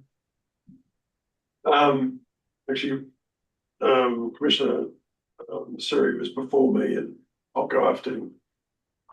Yeah, I mean, we already had this conversation. People remember, I think, when we were reviewing this last time. And there is a severe lack of zoning to allow employment out there. Having some light industrial, small town commercial, that kind of stuff out there really does, one, help the community. Two, it reduces trips places. So to have, because otherwise the only thing you can do is you're in your garage or whatever, right? And you're doing a home business, but to actually be able to have a lay down, have some shop space, I think it's a real benefit to the community. And I think that if you're worried about vehicle miles and that kind of thing, this only helps that. I would echo what has been said. Plus, I would add, while I would never build a business out there, just simply because the type of businesses that I'm in, it wouldn't make sense to drag materials out there, work on them and bring them back. That being said, there are a lot of people out there who don't have employment. If we don't approve this, we're just furthering their lack of employment opportunities. And the final thing I'll add is, on an aerial view of the Google map image of the area, it's clearly second growth or recent second growth forest. It's not old growth forest.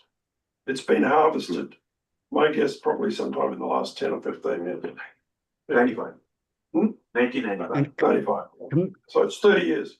So it's commercial forestry. It's very close to its next harvest cycle anyway, which is typically 40 years. Commissioner Hanson. This is probably not realistic, but I was wondering why some of that UR4 couldn't be rezoned for commercial. as a higher and better use. Yeah, it, theoretically could be. This was a whole community process, a very planned process with a lot of engagement and a community appointed committee that had recommended that as the appropriate location for industrial. Not in my backyard. Commissioner Greif.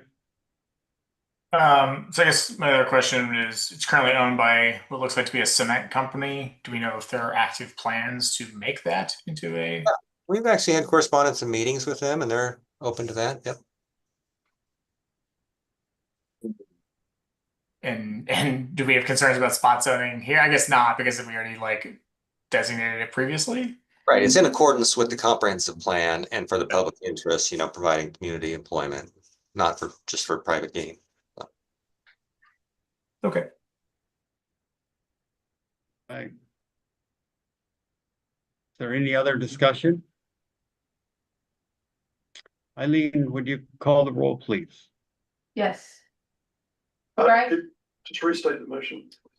To revert the change to light industrial for the 40-acre parcel north of Limestone You Road, have her hand up? back to rural forestry for the Hold Columbia. it, Eileen, hold on just a moment. Can you pause for a moment? Did I miss someone? Okay, no. Okay, It was an optical illusion. Sorry. okay. Go ahead Please and stop. continue, Eileen. Okay, to reiterate, Commissioner Greif moved to revert the change to light industrial for the 40-acre parcel north of Limestone Road back to rural forestry for the Columbia Valley UGA. And Commissioner Hanson seconded. All right, Eileen, would you call the roll, please? Yes, Greif, No. Hanson, Yes. Jefferson, Yes. Mosseri, No. Van Dalen, No. Brown, No. Dunn, No. Barton, No. Bales. Okay. Commissioner Greif, do you have more? I don't believe there were interest in seconds on the remaining agricultural lands motions, so I will see Commissioner Dunn. Okay, any other, Commissioner Dunn, go ahead. I have one more motion. It's about the Cherry Point land. We had a discussion a couple weeks ago about on the north side of Cherry Point. There is land that is in a conservation easement, I believe. I think it's part of the mitigation for Cherry Point, and the county is proposing to change that to a residential use, R10 or something like that. I think the conversation here was change it to a non-residential use. Yeah. So I just wanted to make a motion. I don't know what the right designation for that would be. Yeah, that one right there. Is it gonna? Guess I was gonna go from LII to R10. R10. Yeah. So I propose that we do a non-residential use up there. But I'm not sure what the right one is. So I would second it when you come up with the right word. Yeah, I'll go on my list. It's what are our choices? Can I? Yeah. We looked at this when we were, looking at this, all of that land is BP's, owned by BP. And it's all in conservation easement, so all of the residential development rights are extinguished on that property. Regardless of what this residential zoning might be. We looked at ROS is a comp plan designation called regional open space. Okay. But we only apply to public lands. We were a little hesitant to apply to a private property, even with conservation easements on it, and encumbrances. So anyway, that's why we sort of defaulted to R10, kind of our lowest residential density, but the underlying conservation easements wouldn't allow any residential development on it anyway. So it's R10, but no residential allowed. Right. How do you word that? Have at it, Dan. Well, that. Everybody else. If I could ask a question about Commissioner Brown. how do we create a new zoning designation? Because I think we really need one, because Yeah. The reason I like what Dan's saying is we have land that's zone rural, or sorry, zone residential that you can't build on. But we count it in the land capacity analysis. Because we've got no other way to define it. On rural, we do take out known conservation. No, but it still shows on the zoning map as being. Right. Right, so, I mean, Wiser Lake shows as rural. Yeah. It's 90 acres of water, right? Yeah. So, I mean, how hard is it? There's no state rules on zoning designation? We can create a new zone. Right, so we just have to, that's a text amendment. right, so I think that's really what we're trying to do is create a new zone and then put that in the new zone. Yeah. The other zone that has the lowest residential density is the ag zone. One unit for 40 acres. Yeah, but then we start counting as part of our ag land. It's in, yeah. I mean, I just want truth in zoning. You're right. Well, that's why we're proposing to. And Commissioner Hanson. Okay, there's a recreational open space, which we don't want because GP doesn't want people traipsing around on their property. Right. But how about non-recreational open space? I think part of our issue in the planning department is just having capacity to create a whole new zoning district. Along with everything else we're already required to do. It could be something revisited at a future date, potentially, but it's just, we're slammed, with the requirements and the mandated things, so. I mean, the planning commission could make a motion to ask staff to do that, right? Right, yeah, I think that's good, because there's probably thousands of parcels. Commissioner Moserico has his hand up. Hey, Commissioner Van Dalen, go ahead. Yes, BP does allow the recreational hunting out there, the hunting of pheasants, so we don't want to eliminate. Okay. They open it up for that, fish and wildlife are involved, my grandsons are out there, it's a big deal. Okay, they don't want a trail. It's pretty cool what they do. There is public access on those lands, but it's an agreement that BP has with WDFW. Yeah. We don't have anything to do with it, and they can nix that agreement anytime BP wants to, right? If their property does get damaged, the public access. Teenage hunters. Yeah. So. Commissioner Masseri. Yeah, Dan, what do you think about just letting it go as this, putting a motion that directs staff to make a new zoning and then move all of the properties that have the known easements that extinguish theirs to get moved to that zoning once it's created?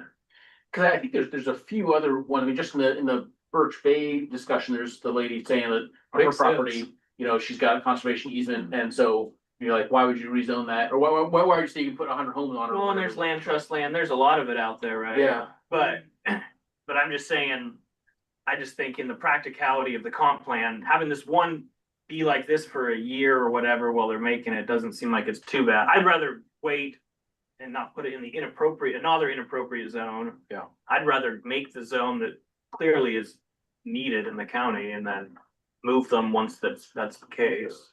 So you want to ask the council to docket it, right? That would. Do we need to docket it? Or do We can't do it. Cancel it to approve it. Matt, how much land out there do you think, is there a ballpark that is land that might be called residential or something, but it's definitely never gonna get built on because it has a conservation easement or some kind of control over it?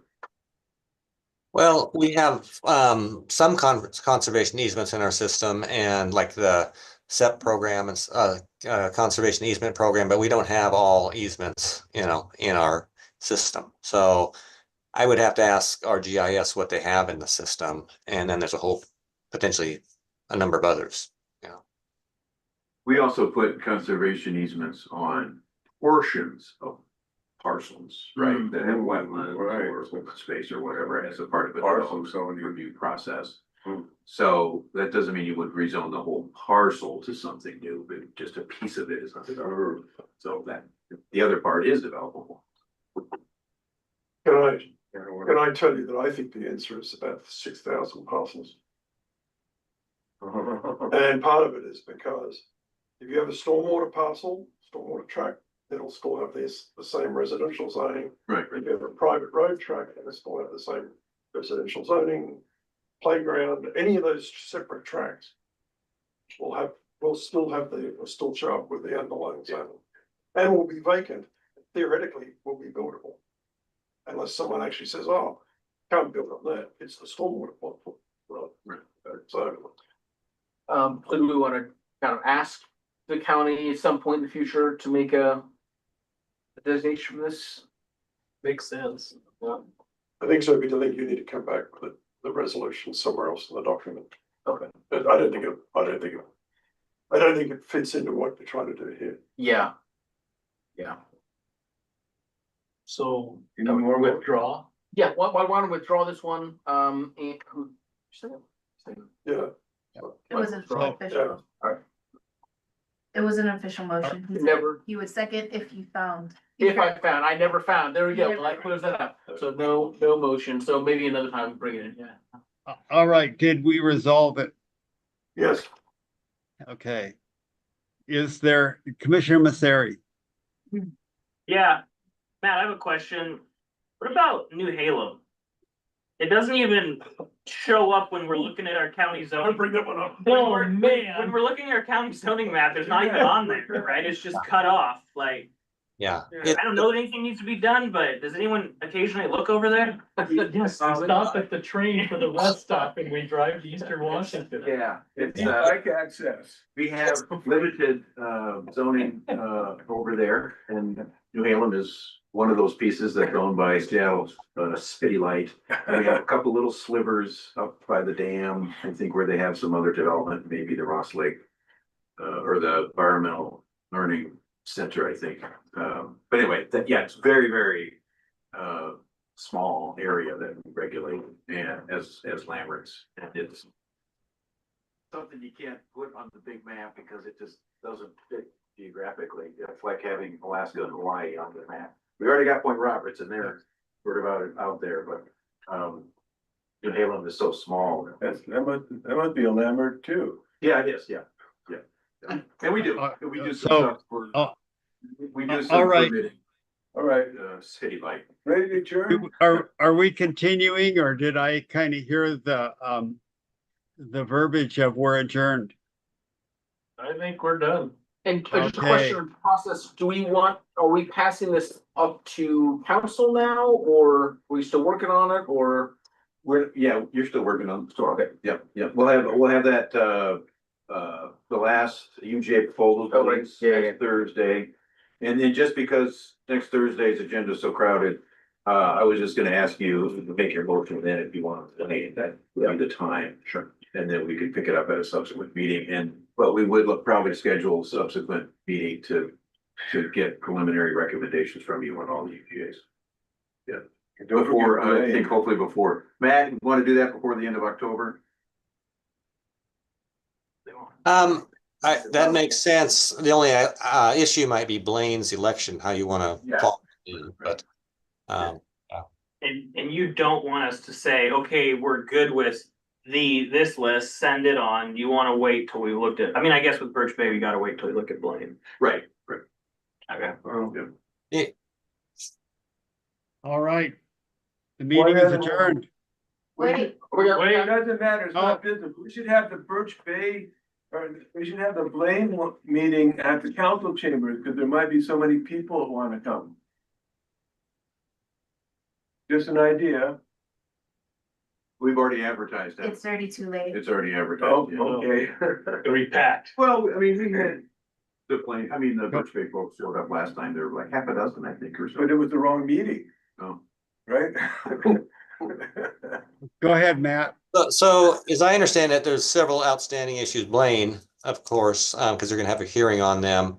And then there's also going to be that the cities will let us know if they want to, as a group, withdraw urban growth area reserves. And, or not, and consider those in the future. So, and there's, Blaine's election, so. Okay. Lot of them here. Yeah. Yeah. Right. All right, are we done? Thank you, commissioners. Thanks. All right, the meeting is adjourned. Order.